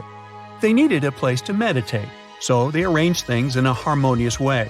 Their smooth surfaces wouldn't be the result of years of erosion, but the works of great sculptures, the Michelangelos of their day, let's say. If this is all for real, then human civilizations began way before we think they did. Our ancestors, the Paleolithic humans, didn't have what it took to be considered a civilization, especially not the tools and knowledge to build pyramids. They needed a lot of masonry skills, which weren't all that available during the last ice age. His peers don't share this view, though. They could believe Hillman's theory if he had found evidence such as charcoal and bone fragments, but he didn't. Flint Dibble, another archaeologist, says that without concrete evidence of human activity, there's no proof of an actual pyramid. In this case, all the data proves is that the soil in the mound dates back to 27,000 years ago. He thinks the rocks on top of the mound just slipped down the hill, like rocks normally do. Only a complex society would have managed to build a stepped pyramid like they claim it was. But according to Bill Farley, an American archaeologist, there's just no reason to believe there were any settlements in Indonesia during the last ice age. Now, just so you know, the oldest known ancient society with this kind of knowledge is probably 11,000 years old and used to occupy the region of modern-day Turkey. Take a look, Turkey's Göbekli Tepe. It's also not a pyramid, but it's the oldest monolithic construction made by humans. Back in the Neolithic period, a lot of people settled there, and there are proofs for it. For example, the walls there are covered in ancient drawings of clothing and wild animals. Until recently, the title of the world's oldest pyramid went to a three-sided construction known as the Djoser Pyramid in Egypt. Djoser is located just a few miles south of the Giza complex in a town called Saqqara. It made its way to popular culture more than once. In the 18th century, it became a common feature in European paintings. Young men from the cultural elite did a grand tour around the world, and Saqqara was at the top of their list. It was also featured in the video game Assassin's Creed, with a digital representation way more accurate than many historical drawings of the thing. That was kind of a big deal in ancient Egypt, to build pyramids for kings to spend their afterlives. And if you thought the Khufu pyramid was the oldest one in the world, well, Djoser was built 70 years ahead of that time.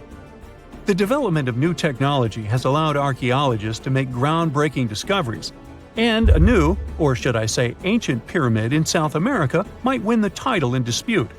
It turns out that pyramids were also pretty fashionable in the Americas in the old days. Among them are the iconic pyramids of Guatemala's Tikal Temple Complex, the same ones that appeared in Star Wars No. 4. But to find the oldest pyramid in the Americas, one would have to travel to Peru. Deep in the Peruvian desert, archaeologists stumbled upon a sprawling ancient metropolis known as Caral. At first, researchers believed that the settlement was pretty recent, since the site was way too complex for ancient technology to handle it. As we said, Caral is a desert town, like Las Vegas, but without all the hoopla. This means no easy access to water, and for cities like these to thrive, they need a considerable irrigation system, which leads us back to complex technologies. The Peruvians surprised us all with this new discovery. This site was huge, filled with an amphitheater, houses, and religious buildings. The whole thing probably sprawled through 370 acres. And when scientists went to test their initial hypothesis using radiocarbon dating, they found that the city probably sprung around 2027 BCE. On the site, archaeologists found 6 pyramids that could possibly predate the one in Saqqara. As far as they know, both civilizations coexisted in the same time period, in opposite parts of the world. But since researchers can't pinpoint the exact age of Caral's pyramids, it's pretty hard to guess which civilization completed their pyramid first. If only we had a crystal ball. Now, it just so happens that the shape of a pyramid is something that nature is able to produce all on its own, leaving us modern-day humans a bit confused. A classic example is the Japanese side of Yaonagani, which also goes by the name of Japan's Atlantis. The entire monument is about the size of 5 football fields and the height of a 5-story building. Explorers and scientists believe that Yaonagani dates back to 10,000 years ago. For Japan's top marine geologist, Professor Masaki Kimura, Yaonagani is the heritage of a lost civilization. Kimura has dived into exploring the ruins over 100 times over the past 10 years. To him, there are clear signs of human activity down there. Check out this triangular-shaped pool on the monument's surface. Kimura thinks it's actual proof of humans, because this triangle-shaped concave is a historical symbol of water fountains in the region. As it happens with a lot of these cases, not all scientists are convinced the same. For many, Yaonagani is probably the result of thousands of years of erosion, and the fact that the monument is composed of one massive rock leads them to believe it is not really human-made. Sure, these huge basalt columns may look like the ruins of a palace, but they're most likely the result of the intense volcanic activity in the region. And speaking of natural formations that really look like a human made it, a pyramid on Mars has been a hot topic lately. Humans have been keenly trying to prove that there is life on Mars for quite some time. But some are stretching it really far, saying that little green or gray people built a pyramid on the planet to try and build their own civilization. This picture was taken over a decade ago by the Mars Reconnaissance Orbiter, the MRO, but it started to resurface recently. It shows what looks like a three-sided pyramid. Some people claim that the smooth side of the pyramid could only be the effect of otherworldly work. Then science comes along and explains that Mars is home to one of the deepest canyon systems in the whole solar system. The so-called pyramid is located in what is known as the Kandor-Chasma region. This Martian region has a bunch of similar formations that are nothing more than the result of erosion. Nothing supernatural going on there, apparently. Experts found the oldest lakeside village ever discovered in Europe underneath the waters of Lake Ohrid in Albania. The lake itself is ancient too. It's said to be one of the oldest lakes in the world. Before this discovery, a village in the Italian Alps held the record. It was about 7,000 years old. But radiocarbon dating shows that the village under Lake Ohrid was built between 6,000 and 5,080 BCE, which means it's around 1,000 years older than any other village in Europe. Around 200 to 500 people lived in this village. It goes back to the time of the Neolithic period. In fact, these people were likely one of the first ever communities that decided to settle down. This discovery wouldn't be so interesting if it didn't have an enigma. Villagers made a wooden fortress of spikes all around their village to stay safe. But safe from what? Something mysterious. These locals went through all the trouble of building their homes on stilts over the lake and surrounding it with spikes for defense. Why did they make things so complex? That's what archaeologists are trying to figure out.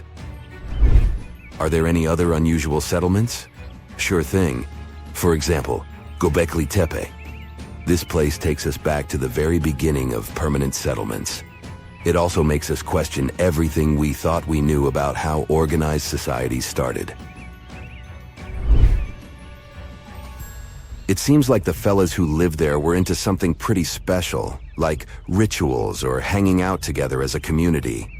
Around 11,000 years ago, ancient humans carved huge blocks of limestone and somehow managed to drag them to the other side of the mound.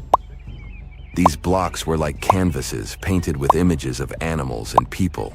They were placed in circles. Underneath these stones, you'll find the same massive pillars as the ones from the other side of the mound.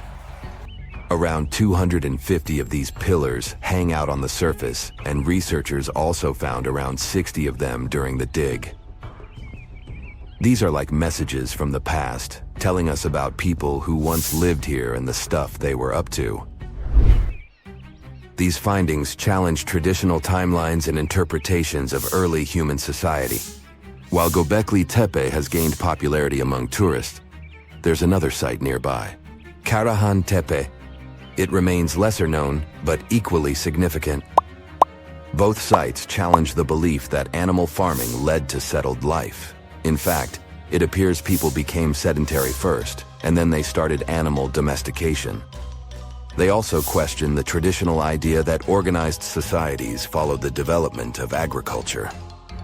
These ancient sites suggest that organized communities existed before agriculture, possibly with cultic or communal rituals. These structures suggest complex, multi-purpose functions rather than just religious ones. People gathered in these places for discussion and storytelling, fostering a collective identity. These buildings might mark the beginnings of a cohesive community, showing the emergence of horizontal hierarchies and knowledge sharing. Let's move to the other side of the world. Mexico's 1,500-year-old unknown pyramids are worth talking about. These pyramids have stood strong for all these centuries, all thanks to a secret ingredient from the prickly pear cactus. With its help, indigenous builders crafted these ancient marvels. Gray volcanic rock pyramids rise like a mini mountain range. As we get closer, it becomes clear that skilled hands etched identical steps into the hard rock, forming a staircase of the largest pyramid. The two smaller pyramids, called the House of the Wind and the House of the Longest Night, share the same human touch, Legend has it that these structures hid treasures. But it wasn't until Mexican archaeologists started digging there in the early 2000s that the secrets began to unravel. The House of the 13 Heavens was built around 540 BCE to keep track of time. After all, it wasn't so easy for ancient people to keep track of dates in the days before clocks and calendars. Instead, they looked at the skies and celestial objects. Think of the pyramid as their own cosmic calendar. Its corners matched up with solstices and important dates for planting and harvesting. When you stand on the steps these days, the sun lines up perfectly with the corresponding corner. But these pyramids aren't just about telling time. Quiroz and Zapata, archaeologists on a mission, are trying to piece together the clues. They've recovered a few artifacts, and that's how they've learned that the ancient builders used the sticky substance from prickly pear cactus leaves to hold their creations together. This ancient technique is still used by some indigenous people today. One surprise after another. The House of the 13 Heavens reveals a skeleton older than the pyramid itself, nearly a millennium older. This means that people carried this body with them for 950 years. It's another mystery. The next stop is Duna de Bologna. It's a Spanish sand dune hiding Roman ruins. This sand pile is near the edge of Europe, reaching out toward North Africa. It's more than 98 feet tall and 656 feet wide. As the winds move and the dune shifts, it reveals pieces of history hidden deep within it. Climate change boosts those winds, moving the dune even more. As it migrates, it shows us traces of people who used to live here. Archaeologists have been busy digging around, and they've found ancient tombs. Imagine exploring a sandy maze and stumbling upon these tombs filled with history. The sand has acted as a protector, preserving bones, jewelry, and arrowheads. But that's not all. Nearby, there's an archaeological site from the 2nd century BCE. That's when the Romans were hanging out here. They had a whole city down there, complete with baths, a theater, and a temple. And it was built on top of an older Phoenician settlement. An earthquake shook things up a long time ago, and people left the city. For centuries, it lay hidden under the sand. Modern historians and archaeologists are excited about what else this shifting landscape will reveal. Fingers crossed that this sandy time capsule stays safe and keeps sharing its stories with generations to come. In Peru, archaeologists are exploring the 3,000-year-old Condor's Passageway. A what? Okay, so archaeologists were digging around a place called Chavin de Huantar, where the Chavin people lived. This place is around 190 miles away from Lima, Peru's capital. So, the Chavin people were advanced artists. They loved drawing birds and wild cats in their paintings, and they went way back, even before the Inca Empire became a big deal. They were some of the first societies that settled down and started farming in Peru's highlands of the Andes Mountains. That's more than 2,000 years before the Incas showed up. Archaeologists found a secret passage in one of the temple buildings. They called it the Condor's Passageway. It was a hidden hallway that had been locked away for ages. Lara Croft would love it there. This passage leads to other rooms inside the temple. It gives us a peek into what life was like then. Inside this hidden hallway, the researchers found some neat stuff. Like a big piece of pottery weighing as much as a big bag of potatoes and decorated with a drawing of a condor's head and wings.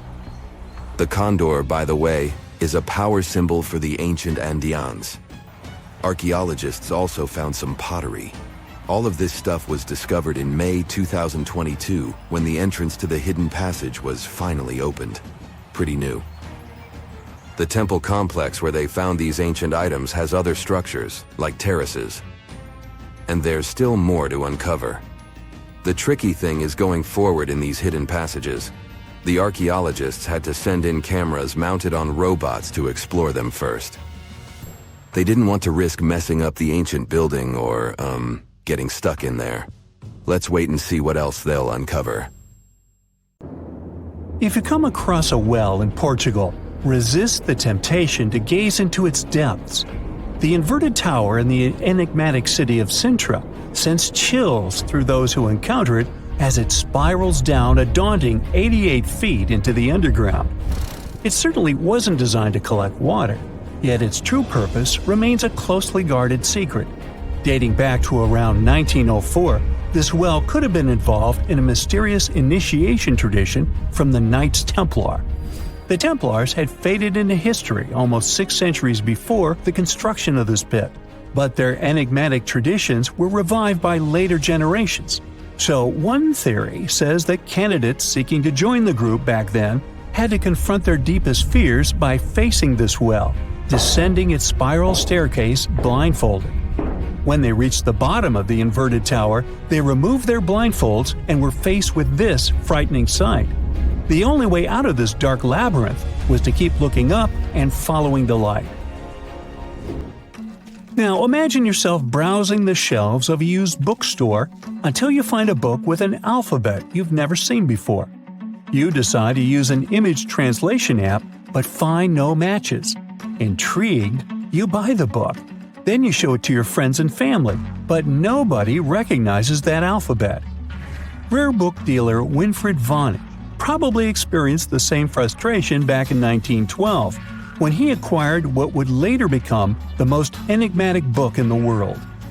The work is known today as the Voynich manuscript, and it's written entirely in an unknown language that no one has deciphered yet.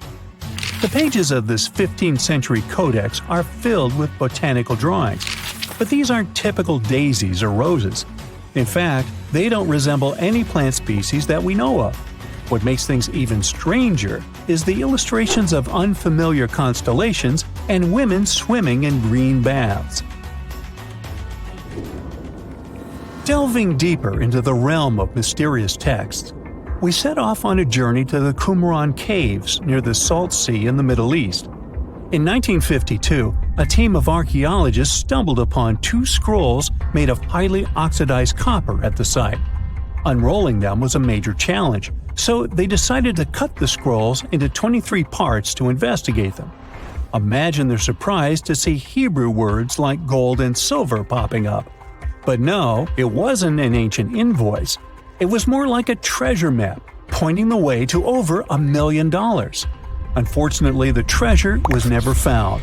Not for lack of trying, though. You see, the quest isn't as easy as it may appear. Some of the copper scroll's vocabulary is technical, and some geographical locations remain a mystery. There's also one last possibility. Perhaps it's all a work of fiction, like a pirate tale from the old days. People talk about Mona Lisa's almost haunting stare that seems to follow you no matter where you stand. But here's a quick question. Does she have eyebrows? You got it right if you said no, and her complete lack of eyebrows adds another layer of mystique to her gaze. The most common explanation is that beauty standards were different, and perhaps plucking the hairs above the eyes was a thing around 1503. But take a look at other Italian paintings from that time, like La Schiavona or Portrait of a Young Girl.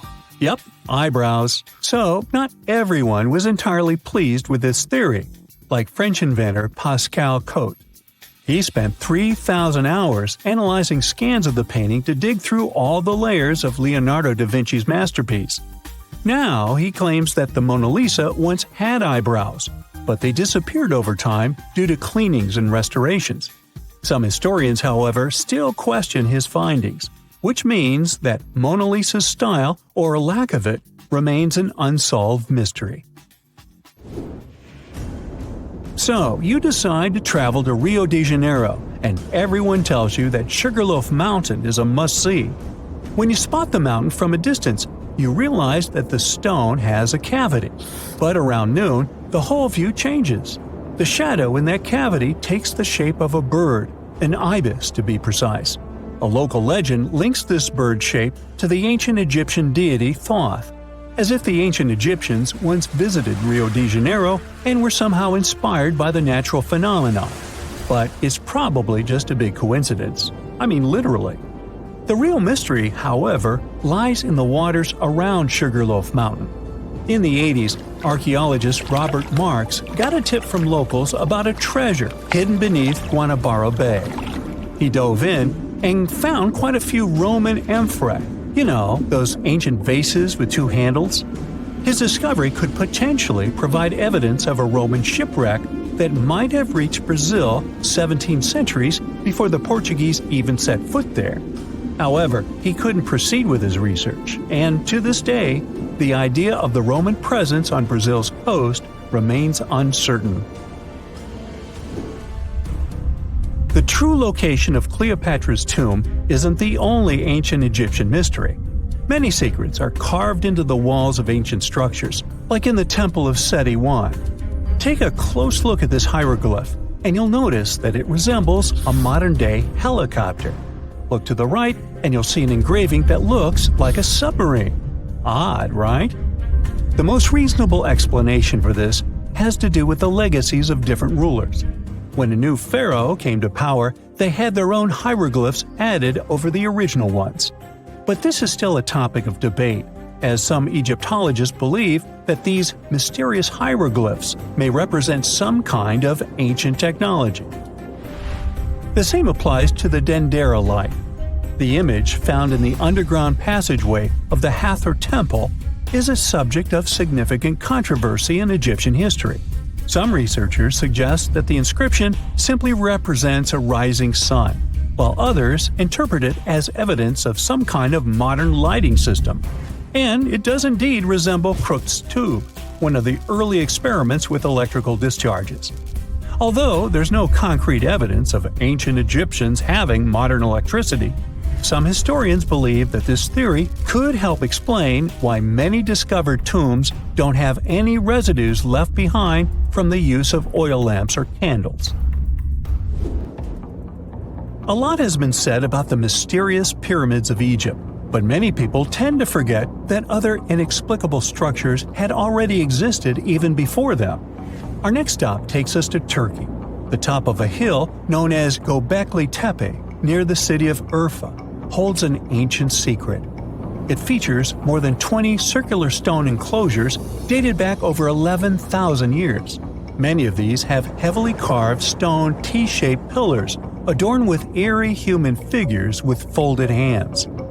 The most accepted theory is that it's the world's first temple, likely used for rituals or social events. But the greatest mystery lies in how it was built, as this site existed before the domestication of animals or the use of metal tools. So the construction must have been very difficult, challenging our understanding of the historical timeline. Now, I hope you're not afraid of heights, because we're about to take a flight over the Nazca lines. You've probably already heard about these massive, mysterious drawings etched into an arid region of Peru. They come in many different shapes, like a spider, a monkey, and even a Google-eyed ET that is probably just a fisher. Anyway, this story got some fresh chapters in 2022 when an additional 168 new drawings were discovered. The original ones could only be seen from the air, but these new ones are much smaller and can be observed from the ground. However, one thing they have in common is that their purpose remains totally unclear. Some might call them the largest-scale calendar in the world. Others suggest that they served as a tool for agricultural purposes. Of course, many theories have emerged in an attempt to give the Nazca lines a meaning, but the truth is that they remain some of the most important unsolved mysteries in history. What is a boat doing in the middle of a desert? You would expect to find a seagoing vessel closer to shore. This is the question archaeologists have been asking for decades. In 1988, there was a storm near one of the most important archaeological sites in ancient Egypt. A wooden structure emerged from the sand. It was hollowed out by termites. Scientists were determined to solve its mystery. In 2000, they began excavating the site near Abydos, Ubidos. An American team of experts soon discovered a boat that was 70 feet long, and it wasn't alone. In total, there were 14 boats neatly resting next to each other. It was impossible to completely dig out the boats because of their poor condition. Luckily, the wood was preserved enough to get a sample. Analyses revealed that the boats were around 5,000 years old, the oldest fleet in human history to this date. The time of their construction predates the pyramids at Giza by half a millennium. Each ship of the fleet rested in a vault that matched its dimensions. The room was roughly a third of the size of a tennis court. It had mud brick walls that featured more than 120 drawings of boats. Ancient Egyptians incised them on whitewashed walls that were excellently preserved. Scientists have known about these mysterious chambers for well over a century. 1901, 1902. A British archaeologist, Arthur Weigel, stumbled upon a strange structure west of the River Nile. His team caught a glimpse of the interior walls. Sadly, a section of the roof collapsed, so they had to call off further exploration. Researchers abandoned the site, but its location remained on the maps. The boat's position first led scientists to think that they rested on a bank of the mighty Nile. But there was a problem with this theory. Today, the river flows almost 7 miles west of Abydos. Further studies of the surrounding terrain showed the Nile didn't change its course throughout history. Also, if the boats floated near a dock, they would be in unstable positions. The 14 vessels at Abydos were perfectly parallel to each other. There was only one conclusion possible. Someone had deliberately placed them like that. They must have gone through a lot of effort. Each boat had enough room for up to 30 rowers. These vessels could really float. They weren't models, but scholars still don't know if they actually sailed any body of water in ancient Egypt. This doesn't diminish the importance of the find. Previously, archaeologists found only small-scale models. In King Tut's tomb alone, there were 35 boat models. For a long time, these figurines were the only clues as to how ancient Egyptian vessels looked like. The boat's design confirms that they were the real deal. They are the earliest surviving examples of something called built boats. Ancient people constructed primitive vessels by hollowing out large tree trunks. The alternative was reed that was tied together to form a raft. The boats at Abydos had planks tied together. This was a major breakthrough in shipbuilding. During their lifetime, the boats must have seemed impressive. Timber was a valuable commodity at the time. There was no wood in the desert. Cedar had to be imported from Lebanon. The only person who could afford such luxury was the pharaoh. Studying the area around the ancient fleet provided more answers. Scientists discovered a mud brick structure where Egyptians worshipped the pharaoh. Its approximate date of construction matches that of the wooden boats. The same bricks out of which this building was made were used to encase the fleet. At the time of their construction, the rooms they were stored in had a ceiling. That's the section that archaeologists stumbled upon in the early 20th century. Just like mummies and coffins, these marvelous ships rested inside splendid vaults. The exterior of these rooms was also impressive. The outer walls originally had a plaster of white limestone. It reflected sunlight. In the desert sun, the structure housing the boats must have shone from miles away. Ancient Egyptian builders used the same technique to cover the pyramids 500 years later. Today, their surface looks jagged, but it wasn't always like this. When they were constructed, the pyramids had a top layer of fine white limestone. Their surface was smooth and it gleamed in the sunlight. Instead of stairs, the outer layer of the pyramids was more of a sleek ramp. Archaeologists were left with one final question. Which pharaoh owned the fleet? The answer lay just a mile from the site. This is where the tomb of a pharaoh from the 5th dynasty rested, King Senwosret III. Its time and style of construction matched the ones of the chambers with boats. The very end of his rule might explain how the boats ended up in the middle of the desert. The pharaoh probably passed away in northern Egypt. Then his body was transported down the Nile to Abydos in a marvelous procession of decorated boats. The vessels were later lowered to chambers near the final resting place of their owner. This had a symbolic meaning. In the ancient Egyptians' belief system, ships played a key role. Their supreme deity was Ra. He traveled through the sky during the day in the form of the sun. At nighttime, he sailed through the netherworld in a solar boat. The pharaoh identified himself with Ra. That's why he needed boats in the afterlife. That was the only way to regenerate himself. Just as the sun rises every day above the horizon. This belief existed for thousands of years. The more famous pharaoh Khufu also had a ship. Scientists found it in 1954 next to his pyramid at Giza. It is some 4 centuries younger than the fleet at Abydos, but Khufu's ship was almost 2 times longer. The Great Pyramid of Giza and King Tut's tomb are some of the most famous archaeological finds in Egypt. But there are many more secrets hiding beneath the endless sands of the Sahara Desert. Recently, 2020, archaeologists found a lost city there. They have labeled it as the most important discovery since King Tut's tomb, 1922. The city of Aten is some 3,000 years old. Historians hope it will give them a unique insight into the everyday life of ancient Egyptians. The famous archaeologist and Egyptologist Zahi Hawass proclaimed the site a lost golden city. Aten sits some 300 miles south of Egypt's capital, Cairo. It is close to the famous Valley of the Kings. Archaeologists first found sections of mud brick walls that spread out in all directions. They discovered complete rooms with tools of everyday life inside. The research team unearthed a bakery, a residential neighborhood, and an administrative district. They all date back to the time when the Egyptian civilization was the wealthiest in its long history. They were also the first to make objects from iron. In 1911, scientists found a set of iron beads near a village in Lower Egypt, El Girza. These are the earliest known iron artifacts. The discovery is literally out of this world. Ancient people made them by beating into shape a piece of a meteorite. The 9 beads were once part of an ornate necklace. They are now blackened and corroded, which is perfectly normal for a piece of jewelry that is over 5,000 years old. They consist of an iron-nickel alloy. Researchers were impressed by the skill of ancient jewelers who processed the beads. Their craftsmanship is more impressive when you think that they didn't know the stellar origins of the material. The Great Pyramid of Giza also has a remarkable feature. An international research group investigated the electromagnetic response of the structure to radio waves. They found that the pyramid has the ability to concentrate electromagnetic energy inside it. This occurred inside its chambers as well as under the pyramid's base. It contains an underground, unfinished chamber.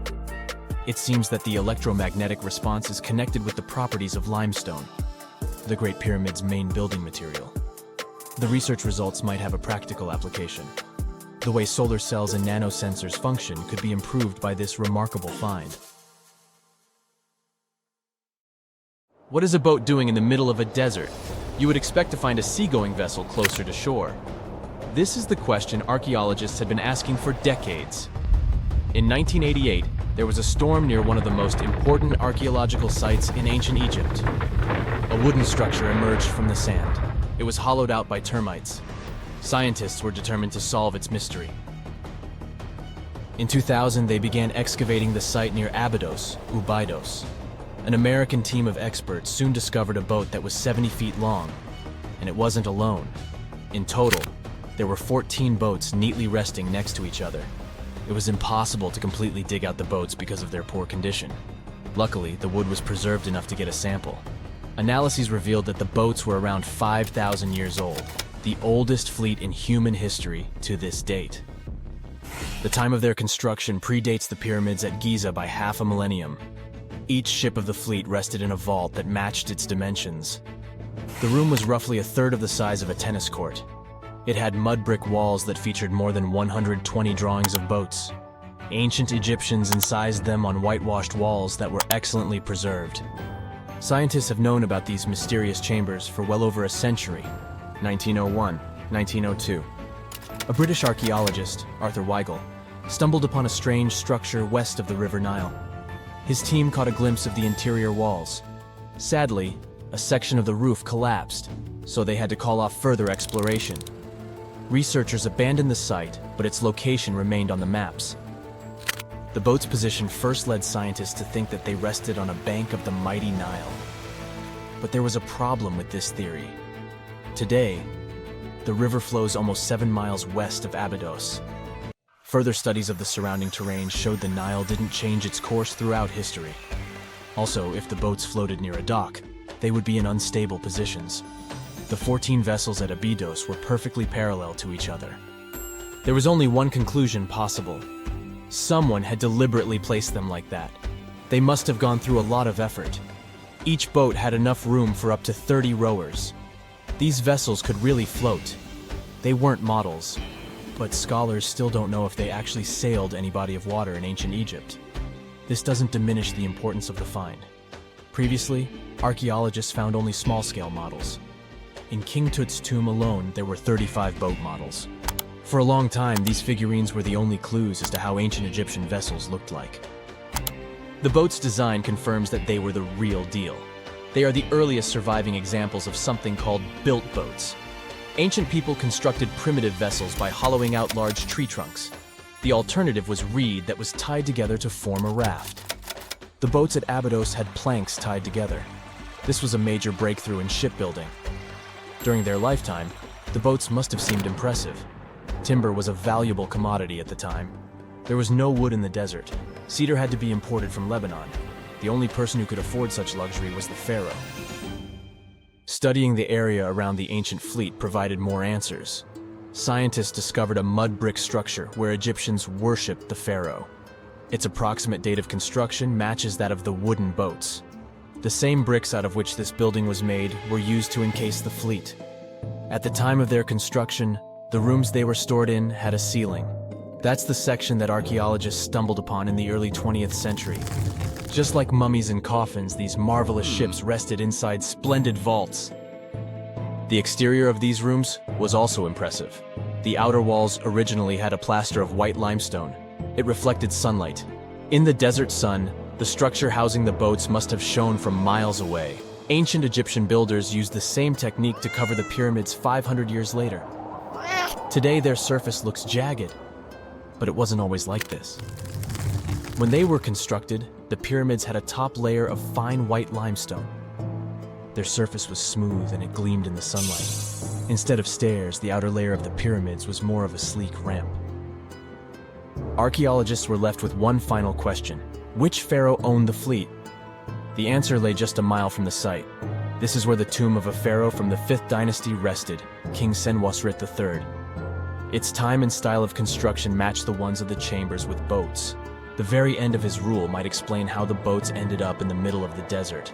The pharaoh probably passed away in northern Egypt. Then his body was transported down the Nile to Abydos in a marvelous procession of decorated boats. The vessels were later lowered to chambers near the final resting place of their owner. This had a symbolic meaning. In the ancient Egyptians' belief system, ships played a key role. Their supreme deity was Ra. He traveled through the sky during the day in the form of the sun. At nighttime, he sailed through the netherworld in a solar boat. The pharaoh identified himself with Ra. That's why he needed boats in the afterlife. That was the only way to regenerate himself. Just as the sun rises every day above the horizon. This belief existed for thousands of years. The more famous Pharaoh Khufu also had a ship. Scientists found it in 1954 next to his pyramid at Giza. It is some 4 centuries younger than the fleet at Abydos, but Khufu's ship was almost 2 times longer. The Great Pyramid of Giza and King Tut's tomb are some of the most famous archaeological finds in Egypt. But there are many more secrets hiding beneath the endless sands of the Sahara Desert. Recently, 2020, archaeologists found a lost city there. They have labeled it as the most important discovery since King Tut's tomb, 1922. The city of Aten is some 3,000 years old. Historians hope it will give them a unique insight into the everyday life of ancient Egyptians. The famous archaeologist and Egyptologist Zahi Hawass proclaimed the site a lost golden city. Aten sits some 300 miles south of Egypt's capital, Cairo. It is close to the famous Valley of the Kings. Archaeologists first found sections of mud brick walls that spread out in all directions. They discovered complete rooms with tools of everyday life inside. The research team unearthed a bakery, a residential neighborhood, and an administrative district. They all date back to the time when the Egyptian civilization was the wealthiest in its long history. They were also the first to make objects from iron. In 1911, scientists found a set of iron beads near a village in Lower Egypt, El Gerza. These are the earliest known iron artifacts. The discovery is literally out of this world. Ancient people made them by beating into shape a piece of a meteorite. The 9 beads were once part of an ornate necklace.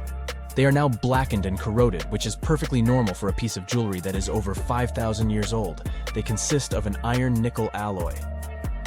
Researchers were impressed by the skill of ancient jewelers who processed the beads. Their craftsmanship is more impressive when you think that they didn't know the stellar origins of the material. The Great Pyramid of Giza also has a remarkable feature. An international research group investigated the electromagnetic response of the structure to radio waves. They found that the pyramid has the ability to concentrate electromagnetic energy inside it. This occurred inside its chambers as well as under the pyramid's base. It contains an underground unfinished chamber. It seems that the electromagnetic response is connected with the properties of limestone, the Great Pyramid's main building material. The research results might have a practical application. The way solar cells and nanosensors function could be improved by this remarkable find. You know, scientists make discoveries that change the world, but even they can face mysteries. Here are 10 things that have baffled scientists. Imagine that you constantly hear a low-frequency hum, and no one can trace its source. Roughly 4% of the world's population hears the hum. It's a geography-free sound. I mean, people all around the world hear it, so the name varies from Tao's hum to Auckland hum, depending on the region where it gets generated. The sound is just on the threshold of human hearing. People hear it less when they're outside, and it gets louder indoors, especially at night. What's even scarier is that you cannot unhear it once you've heard it. Some folks say it started in London around the time of Charles Dickens, who wrote A Christmas Carol, and the low-frequency sound actually comes from the humbug. Or not.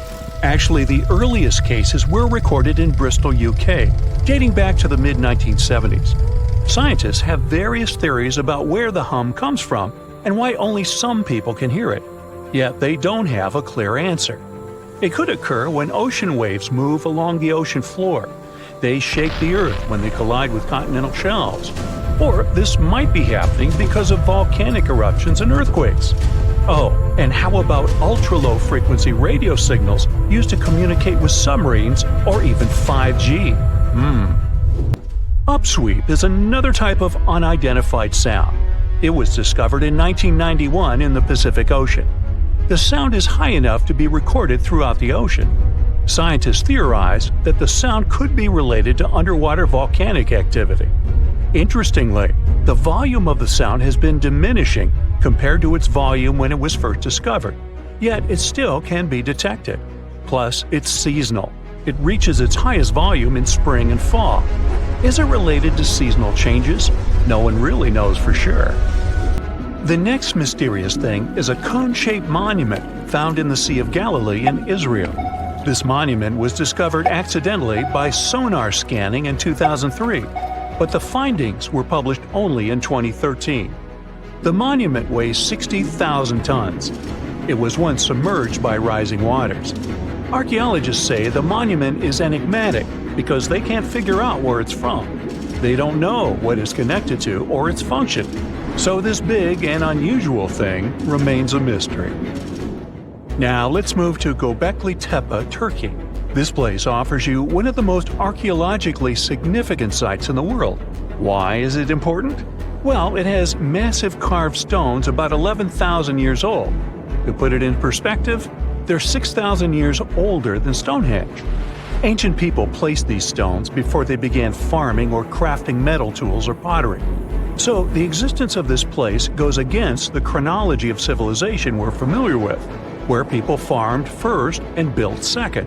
Apparently, it wasn't like that. In any case, a good question is, what was the purpose of this site? Was it built to worship some spirits? Yep, archaeologists believe it might be the world's oldest temple. Okay, say this with me. Paleodictyon notusum. Yeah, I know it sounds like a chemical formula. This is a living fossil found deep down on the ocean floor. A creature makes these hexagonal burrows, that for sure. Yet scientists can't identify the artist. Now, what do I mean by living fossil? Well, Paleodictyon notusum is a creature believed to produce a burrow nearly identical to Paleodictyon fossils. Is it a worm-like animal that made them? Scientists don't know. One thing is clear, this isn't some random stuff created by geological forces. Now, speaking of fossils, Take a look at this giant one. Its informal name is Godzillius. It was discovered in 2011 by an amateur paleontologist. This is a scientist who studies the history of life on Earth by analyzing fossil records. Anyway, back to Godzillius. It's almost 7 feet in length and 9 feet tall if you were to measure it upright. This fossil is 450 million years old, coming from the time when Cincinnati was underwater. It might be a fossilized algae mat, but some scientists have different opinions. This is a massive tunnel found in South America. The tunnel is at least 8,000 to 10,000 years old. At first, researchers discovered a couple of colossal burrows. They were enormous and neatly constructed. Geologists were amazed, saying they had never seen such structures before. There's no known geologic process to explain their formation. I mean, researchers have known about the burrows since the 1930s, but back then they believed that these tunnels were just some sort of archaeological construction, until they discovered huge claw marks on the walls and ceiling. They reasoned that some extinct species could be the ones to have left these marks. Many geologists strongly believe they found the burrows of giant ground sloths and armadillos. The structure is the largest known burrow from the Paleolithic age in the Amazon. Yet experts have many questions. How come such a deliberate-looking structure could form naturally? A researcher then discovered another strange cave. This one was hundreds of miles away from the massive tunnel. Fast forward, there are now more than 1,500 burrows from the Paleolithic age found in Brazil. What's even more interesting is that some of these caves are connected to tunnels that sometimes lead to chambers. I'll continue with a natural phenomenon. What if I told you that every year, especially in October, fireballs appear on the Mekong River in Thailand? According to legends, Naga fireballs are a call for Buddha to return to Earth, and river serpents are the ones making these calls. Well, that's a myth, but what does science say about it? Is it related to a flammable gas? There are no clear answers yet. These fireballs appear to rise from the water. They can go as high as almost 990 feet. They're like fireworks, disappearing rapidly. They typically glow with a reddish or orange color. I'll mention some legends too, because why not? They're thrilling. And it would be a shame not to include the one about the lost city of Atlantis. As you may know, the legend says that Atlantis submerged into the ocean around 11,000 years ago. Since then, not just scientists, but also treasure hunters and philosophers have been searching for the lost world. Could Bimini Road be a trace? In 1968, a diver found strange stones off the coast of North Bimini Island in the Bahamas. The stones look human-made. It's like they were evenly spaced out and laid in an orderly row. It baffled scientists, but not for long. Carbon dating analysis of the blocks revealed that geological forces created the road naturally. There weren't any tool marks or signs indicating that the blocks had been stacked or something. The research is continuing, but yeah, scientists generally believe that the rocks were created by erosion. Well, I guess the time of Atlantis hasn't come yet. Okay, picture this. You're wandering on the beach, and you see dozens of octopuses walking past. In 2017, a group of people from Wales witnessed exactly this. Why did these creatures come out of the ocean? No one knows the answer. The group reported that they had seen 20 to 30 octopi crawling on the sand. The people looked for some signs of injury, but found nothing. They said that they had carried the animals back to the ocean. Interestingly, these creatures kept crawling onto the shore when people were asleep. Experts say that it's hard to be sure of the reason that pushed the animals to the beach without conducting a physical examination. They're still speculating about the reason behind this unusual and rare occurrence. Could it be overcrowding? Furthermore, the octopi were well armed. A separate study points out that the more fishers hunt large animals that feed on octopuses, the more the octopus population grows. Maybe that's why these creatures have to go farther to find food or shelter. But without proper research, these are only theories. There's a lot we don't know about space, too. So here's a bonus fact about the yellowish source of life in the solar system. Scientists have discovered a new type of wave inside the sun. These waves move in the opposite direction to the sun's rotation.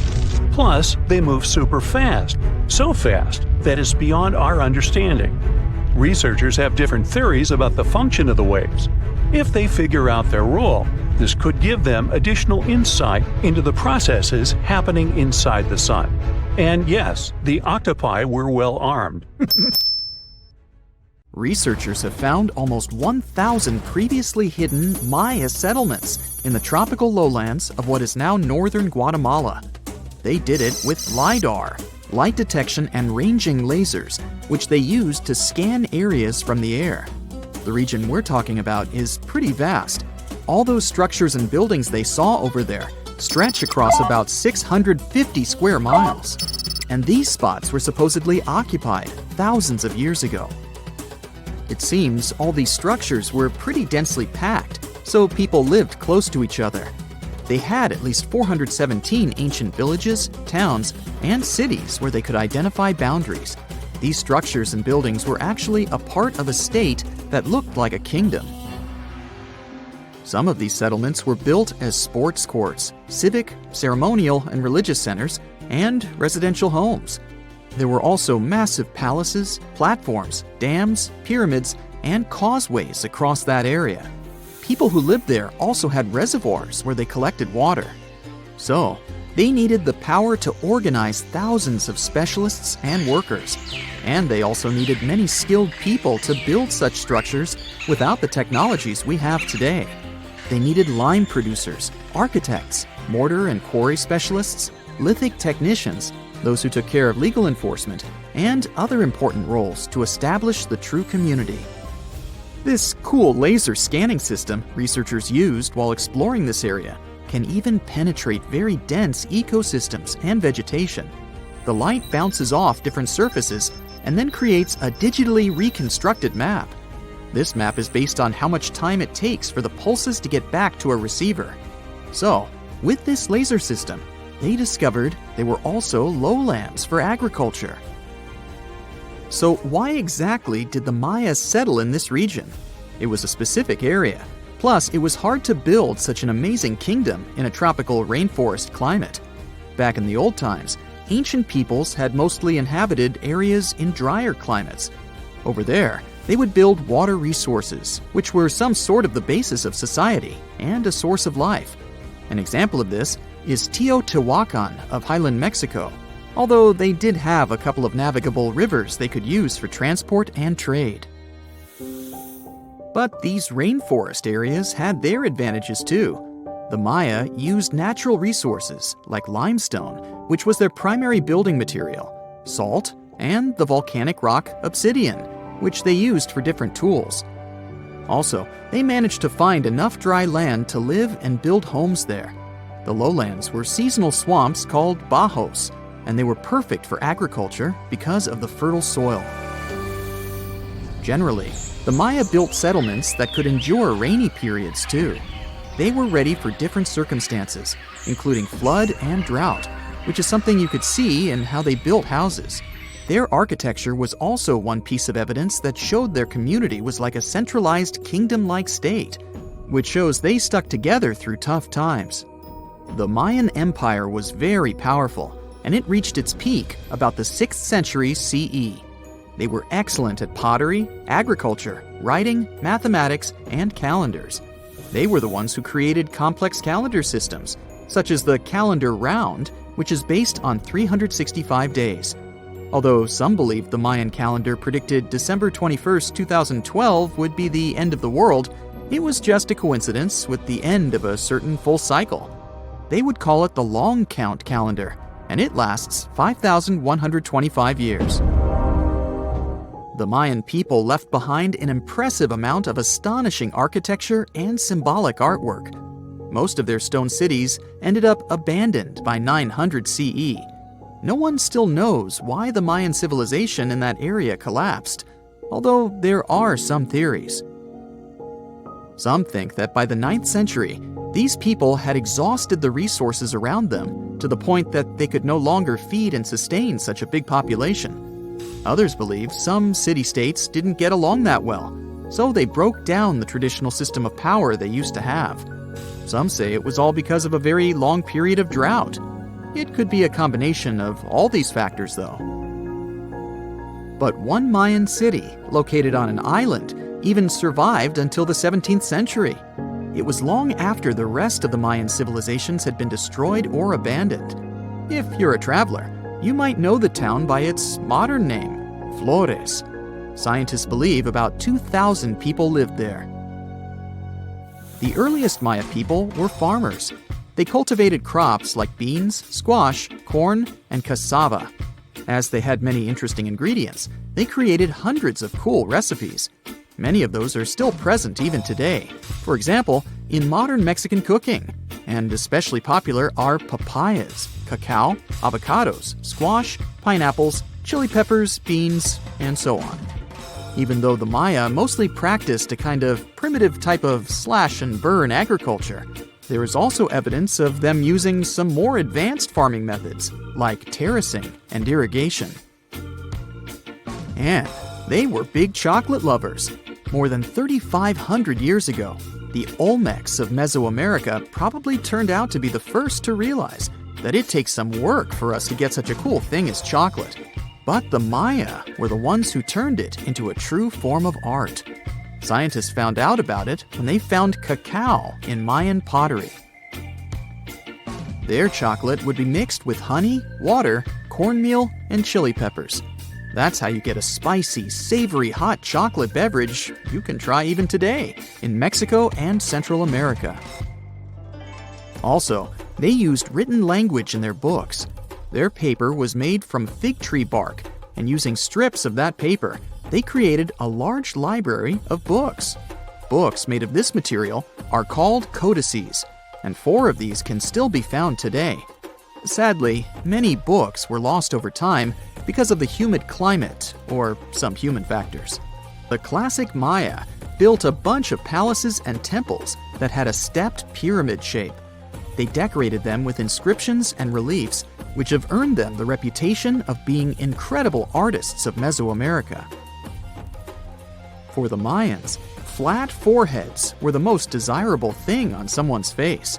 They were generally really into aesthetics, and having a flat forehead was one of the main things where you could meet their highest aesthetic standard. They also liked to glam up their looks with makeup and clothing. Also, the Mayans were master tattoo artists. Actually, they were one of the first civilizations that started doing such forms of body art. They had a rich culture and believed in many things, such as fairies. Many civilizations across the globe believed in these mythical creatures, which had different names everywhere. The Mayans called those creatures aluxes. They would make sculptures of aluxes from wood or clay, take them to the forest, and hide in some secret spots. The Maya believed these sculptures would come to life during the night and take the role of guardians of their land, animals, and crops. The Maya believed caves were entrances that led to the underworld. You can even visit some of these caves if you like. For example, you can explore the jungles of Quintana Roo and Yucatan near Cancun. There are many spots where researchers found artifacts the Mayans had left behind. They were one of the first cultures that learned how to use rubber latex and make, for example, rubber balls for the many interesting games they had. They used natural latex and then probably mixed it with some other natural substances. That's how they came up with the bouncy balls they played with. They also built cool steam baths. The Maya had structures made from stone that looked like something we know today as bathtubs. Plus, they were building heated stone structures we know as sweat houses. Researchers found these in El Salvador and Guatemala, and they were previously hidden under volcanic ash. Mirror check. You've got your beige parka on, your chisel is packed, and your overnight plane ride to Saudi Arabia is booked. You know what this means, right? Unfortunately, you weren't cast in the remake of Dune. It just means that you're ready to go explore the world's largest desert areas in the hopes of uncovering prehistoric secrets about our ancestors. Let's get one thing straight. If you ever thought that deserts were empty spaces, think again. They might be filled with sand as far as the eye can see, but they also hold a lot of history, You know, because before humans settled down in cities and towns, we were nomadic people, and we traveled all around the globe looking for food, water, and shelter. So we had to come up with some interesting stuff to survive. Like this thing that was found in the desert of Saudi Arabia. Do you have any idea what this could have been? Over many years, scientists have discussed the origins and use of huge structures such as these ones. It seems our Neolithic ancestors were way smarter than we gave them credit for. They didn't spend all their hours around the fire carving weapons out of stone. No, they were also practicing their architectural skills. These huge stone structures are called desert kites. Because if you look at them from a distance, well, they sort of look like kites. Archaeologists have arrived at the consensus that these kites were used to lure animals in. This way, it would make it easier for our ancestors to guarantee their week's food. But that's not all. Take a look at these monolithic structures right here. They show us that our ancestors probably drew on rocks, the blueprint of what they were going to build on the ground. Just like modern-day architects, desert kites could be miles long, so they drew out a plan before actually building them. The most surprising feature of all is that these kites were built even before things such as Stonehenge. We're talking around 7,000 to 9,000 years ago. Over the last decade, scientists have been able to identify over 6,000 desert kites spread across the Middle East and West and Central Asia. If you don't think this huge, try building something this large without the help of any drones. It looks like a pretty difficult feat to me. And apparently, Saudi Arabia's desert is filled with more amazing things. Scientists have found mysterious stone structures that are older than the pyramids of Giza in Egypt. So of course, you can't wait to go check that out. Can we all agree that carrying around heavy rocks to build a pyramid without the help of modern technology sounds absurd? I mean, how on earth did they do it? Now imagine turning back the clock about 2,000 years into the past and finding humans that built similar gigantic structures in isolated areas. Take a look at these so-called mustaddles. They are rectangular structures built from piled-up stones, found over 77,000 square miles. Some archaeologists believe that these monuments were used for ritualistic purposes, maybe processions of some kind, where people would walk from one end of the plateau to the other. I'd be down for that. Now let's move on to another deserted area. We're entering the world-famous Sahara desert landscape. Isn't it beautiful? Here, you're about to unravel an ancient mystery, something that took years for researchers to solve. Fun fact, the Sahara Desert is the world's largest hot desert. It spans over 3 million square miles, which would be like putting 1,000 times the country of Hawaii next to each other. We say it's the largest hot desert because the world's largest desert area is Antarctica. But we all know temperatures over there are freezing, not the typical image of when we think of a desert. Deep into the desert, near the Algerian town of Fougeret et Zoua, something strange was found. For decades, these tiny dots appeared on images of Google Earth, but nobody could explain what they were. Some scientists were sure that these circles are the result of oil activity in the region. Others guessed that these were ancient fogeras or ancient water wells. There are dozens of them, stretching for miles and miles in a straight line. The strange thing is that they are always far away from any town, road, or human activity in general. So what was or is their purpose? If you had to take a guess, what would you say? Remember we talked about how our ancestors had to be creative in order to survive in the desert? Let's try to walk in their shoes for a minute. Imagine you're a nomadic hunter-gatherer living in a desert area. You spend your days basking in the hot sun, trying to count all the grains of sand around you. But you also need to eat and drink water. But how on earth do you get water in a desert? Sure, you can hope to keep running into oasis every week or so, but that seems a bit risky, doesn't it? That's why North African people invented the so-called fogeras. The fogeras are a 2,500-year-old irrigation system. Locals would dig deep wells in elevated areas, wells deep enough to tap into underground water. Then, they would dig parallel shafts at regular distances. This way, the water would flow from the main well down into all the shafts and irrigate entire areas. Travelers could stop by the shafts and quench their thirst. They could also raise livestock and tend to crops. Pretty clever, huh? As much as these holes did look like fogaras, a little bit of research would show you that they're not. You see, these shafts were built in a line, and not in a circular shape like the ones we're looking at now. So maybe it has something to do with the second option?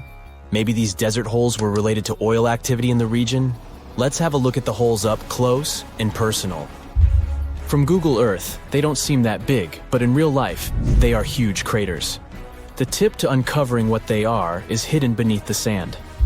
If you were one of the researchers originally uncovering the truth behind this mystery, you would have found something unique hidden in the sand: old dynamites and vintage sardine cans. Putting the pieces of the puzzle together, scientists found that these sardine cans were a model from the 1950s and 1960s. It seems that entire teams from that decade would camp out while they surveyed the area for oil. And what about the dynamites? These were used for seismic surveying. This is an old technique, used to identify if there is oil and gas beneath the Earth's surface. Still in North Africa, you find out about another desert mystery worth exploring. Near the city of Tiaret, southwest of Algeria's capital, one runs into 13 peculiar monuments. These structures are also called jedars, and yes, I am aware of how much that may sound like a Star Wars reference. They are pyramid-like in their shapes, and as far as scientists know, they were used as final resting places for the people who lived in the region. Can you guess who these were? Most likely the Berber nomads. And since we're talking about ancient stuff, they were probably built between the 4th and 7th centuries CE. Once scientists began to explore the insides of these monuments, they found they were pretty big inside. They found large underground vaults, chambers, and labyrinth-like corridors that gave way to over 20 compartments. It could take you up to 2 hours to walk around in them, and apparently our ancestors also used its walls to depict images of animals and hunting scenes. There's no definite proof of what these jedars were used for, though. This is so neat, huh? I'm sure that our world's desert is filled with many more mysterious things for us to unravel. I guess I'll see you next time so that we can continue our explorations. One of the most unexplored and mysterious places on Earth is located in plain sight. It's one of the most majestic monuments of humankind. The wonder of the ancient world hides a secret that scientists and archaeologists still can't solve. This is the Great Sphinx of Giza in Egypt. The huge sculpture of a lion with a human head was carved out of rock about 4,500 years ago. Scientists still don't know the exact date of its creation and are also unaware of who built it and what for. There are many assumptions and theories, but none of them has been confirmed. Most people have seen this majestic sculpture either in photographs or in reality, but almost no one knows what's hidden underneath it. The statue of the Sphinx was carved from a single piece of limestone. It was painted. The remains of color pigment on the surface prove this. In the distant past, the Sphinx looked much brighter and more colorful than what we see now. But even after thousands of years, its greatness hasn't diminished. And by the way, Sphinx is not the real name. It was invented by the Greeks about 100 years or more after its creation. Initially, the Egyptians called the statue Hor-em-Akhet. There are many legends and theories saying the Sphinx is there for a reason. It's like a watchdog that guards the tomb of the pharaoh and the secrets of ancient Egypt. These legends become more plausible when archaeologists discovered hidden entrances at the feet of the Sphinx. They believe that these secret passages are the beginning of the tunnels leading to the halls with treasures. You can find a lot of stories on the internet that claim the Sphinx hides the Hall of Records, a repository filled with ancient and secret knowledge. One of the main artifacts of this repository is supposed to be the records of the ancient mythical state of Atlantis. According to legends, the entire library from this city was moved under the Sphinx. The entrance to this library must be located next to the Sphinx's right paw. Many archaeologists tried to find this entrance, but came away empty-handed. Also, there are many images with detailed diagrams of the underground city that consists of a network of tunnels and chambers under the Sphinx. Someone says there are structures as tall as 12-story buildings hiding underground, but there's no evidence of this. Archaeologists, even after millennia, continue to explore the mysterious sculpture. At the same time, many Egyptians don't want to learn more about the Sphinx. They're terrified of awakening something supernatural. In 1998, scientists discovered tunnels leading to empty caves under the Sphinx. They found evidence of earlier excavations there. It's quite possible that someone managed to find the treasures and take them away. Some people believe Egyptians found some kind of artifact under the Sphinx that has the power of unknown advanced technologies. The artifact is so powerful that it can change the course of history. Of course, most theories are just fairy tales of conspiracy fans, but it's a confirmed fact that the Sphinx hides a system of caves and rooms. There are so many rumors surrounding the Sphinx that it's impossible to understand what's true and what's false. In any case, it's difficult and dangerous to study the sculpture because active excavations can destroy it. And then the entrance to the underground rooms can get blocked by rocks and lost forever. Also, further exploration requires a lot of money, and financing is not always easy to find. But the main reason? It's too risky. There's no guarantee that people will be able to get out of the underground labyrinths. For these reasons, scientists and archaeologists have been exploring this majestic structure for so long. Another famous architectural monument with a secret is Mount Rushmore in South Dakota. Everyone admires the images of the US presidents' faces carved into the rock, but few people know that there's a secret room hidden behind the head of Abraham Lincoln. The architect of Mount Rushmore wanted to carve slabs on the rock with the record of the main stages of the country's history. But his plan was too complicated to carry out. Then he was offered to implement it on a much smaller scale, to build a secret room inside the mountain. The idea was to save this knowledge so that future generations will always remember the history of their country. Unfortunately, the architect didn't have time to finish his work. The construction stopped for several decades. But in the late 90s, the project was resumed. Porcelain enamel panels depicting the history of the US were placed in the room. It's possible that these plates will be stored there forever. But people can't see them, at least for now. The room is inaccessible to tourists as it's too difficult to get inside. Another secret room is located in the Empire State Building. More precisely, it's not even a room, but a place where you can take cool photos. Almost all tourists gather on the observation deck of the 86th floor to enjoy a stunning view of Manhattan. But there's another deck with panoramic windows on the 102nd floor. There are way fewer people there because almost no one knows about that place. Fortunately, access to this deck is open to everyone. You probably won't have to wait in line for a long time to take a photo. You'll feel special because you're in such a secret place where there are almost no people. But the coolest place is even higher, on the 103rd floor. This is a spacious observation deck where celebrities get their photographs taken. It's not a public place, but if you know the right people, you can get there. There are almost no security measures on the site. Only a low ledge between you and an abyss. That's why crowds of people are forbidden from coming here. It's not so easy to get there, and you're unlikely to succeed without a guide. First, you need to choose the right elevator that will take you there. Then you'll go through several engineering rooms filled with pipes, electrical panels, and other technical stuff. The final part of your way is a set of stairs inside a tiny corridor. And here you are, at the top of New York. Now we're in Paris. See the Eiffel Tower? Inside it, there are restaurants and observation decks. But if you try hard, you can find a secret apartment. Now it's a museum, but it was built so that people could live in it. The architect of the tower, Gustav Eiffel, created this apartment in 1889 for himself. It's almost at the very top of the Eiffel Tower. Imagine what a beautiful view he observed every day. He was the first and only tenant. No one else could gain access to this place.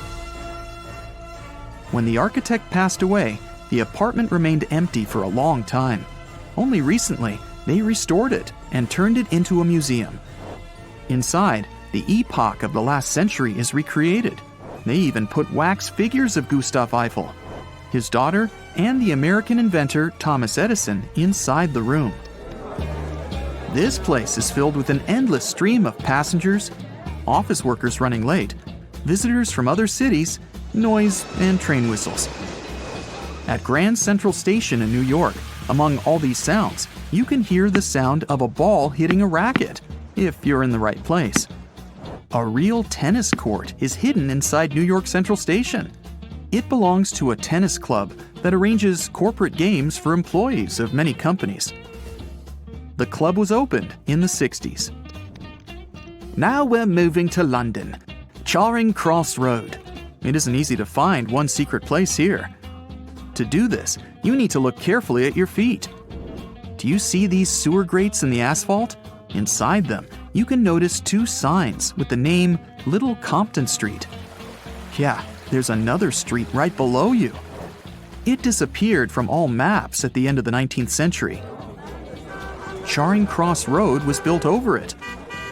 The identification signs that you see are part of old engineering tunnels. There's another interesting place in London. It's located in the southeast corner of Trafalgar Square. At first glance, it looks like a thick lamppost, but there are too many tourists walking around. You come closer and realize that one person can easily fit inside the post. The lamppost belongs not to an electrician, but to a police officer. Yeah, this is the smallest police station in the world. It was built in the 1930s and used as a watch post. Officers had to sit there one by one and watch Trafalgar Square. That always attracted a lot of pickpockets and all kinds of other criminals. In November 1922, a boy walked through the desert mountains of Egypt and discovered some ancient steps carved into the rock. Subsequently, this find became one of the world's largest and most significant archaeological discoveries. This step was part of Tutankhamun's untouched tomb. Archaeologists found about 5,000 ancient objects, including jewelry, fabrics, painted vases, and funeral masks. You've probably seen one of them. It has become one of the most recognizable attributes of ancient Egypt. More than 100 years have passed since then, and now humanity has finally become close to another large-scale discovery, the tomb of Cleopatra. This queen was the last active ruler of the Ptolemaic Kingdom of Egypt, who sat on the throne from 51 to 30 BCE.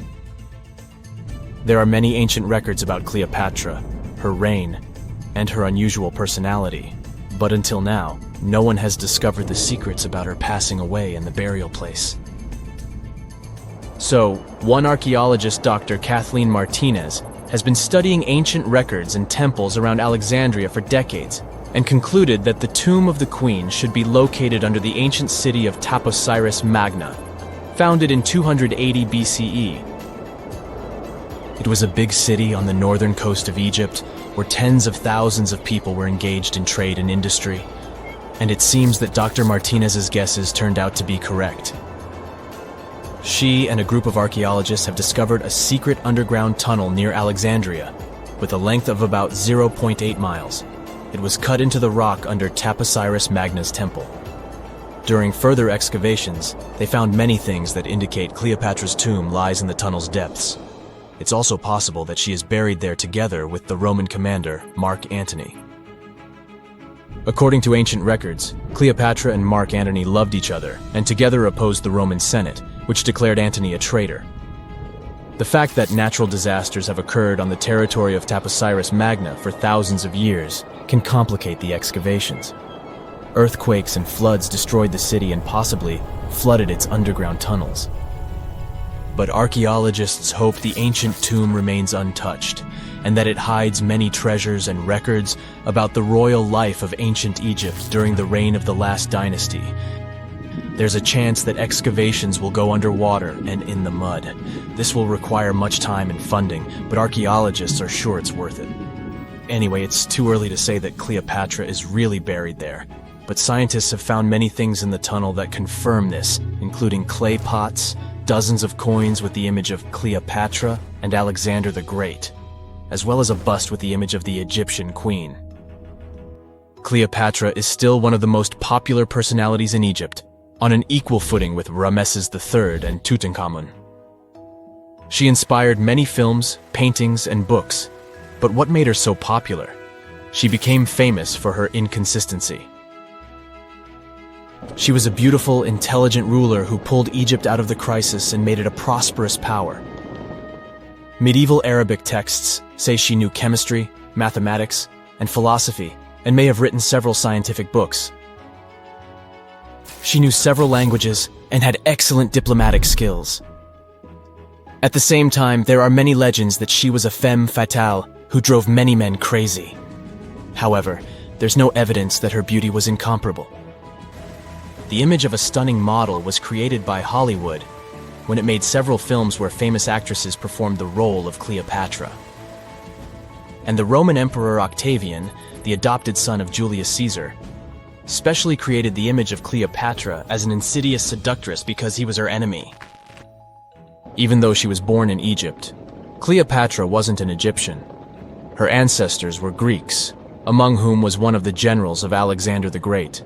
However, the people of Egypt loved her. She learned the language and was very sensitive to the traditions of this country. She knew the history, mentality, and customs of ancient Egypt well. She raised the level of its economy and strengthened its status as a world power. Much of this was made possible thanks to her cunning and impressiveness. She loved theatrical performances and lavish celebrations. She knew how to surprise people and put on a show. But behind the exterior image of a luxury lover was an intelligent and calculating ruler. Ancient Egypt was a rich, luxurious country, and Cleopatra did everything to increase its wealth and strengthen its position in the international arena. For example, she was once in conflict with her brother Ptolemy XIII Od. The queen knew that she wouldn't be able to resist him, so she decided to attract Julius Caesar to their side. The Roman emperor arrived in Alexandria, where Cleopatra wanted to meet him, but Ptolemy knew about her plans and was about to prevent her from coming to Caesar. Then, instead of a rich and noisy arrival, Cleopatra decided to make her visit inconspicuous.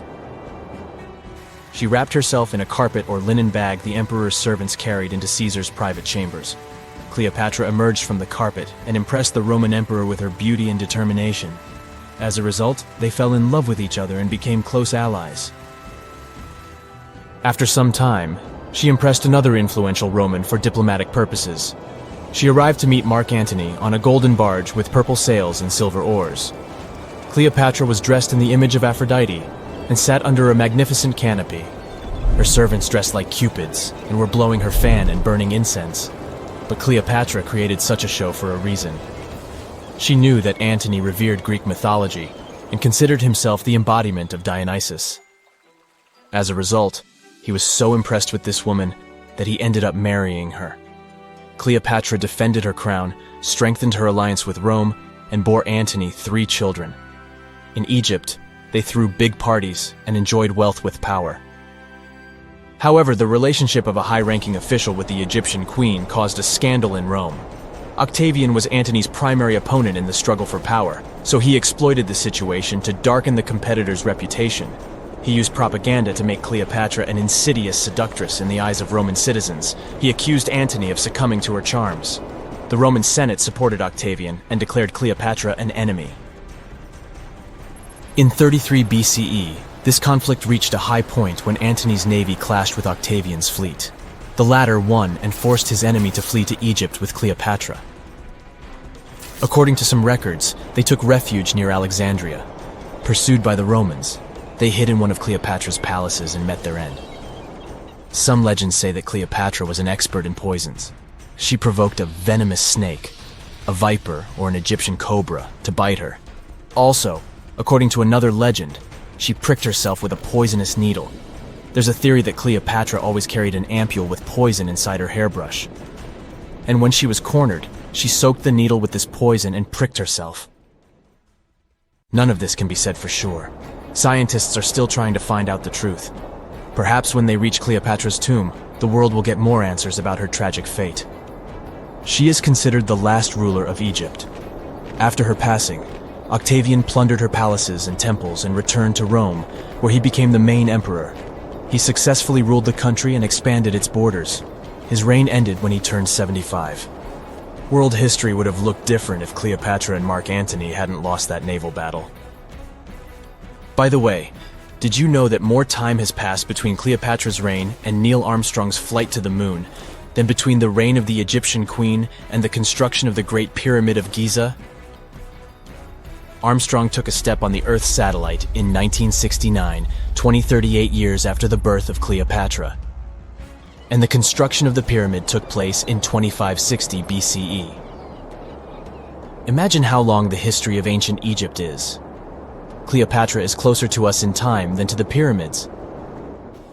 That's it for today. So hey, if you pacified your curiosity, then give the video a like and share it with your friends. Or if you want more, just click on these videos and stay on the bright side.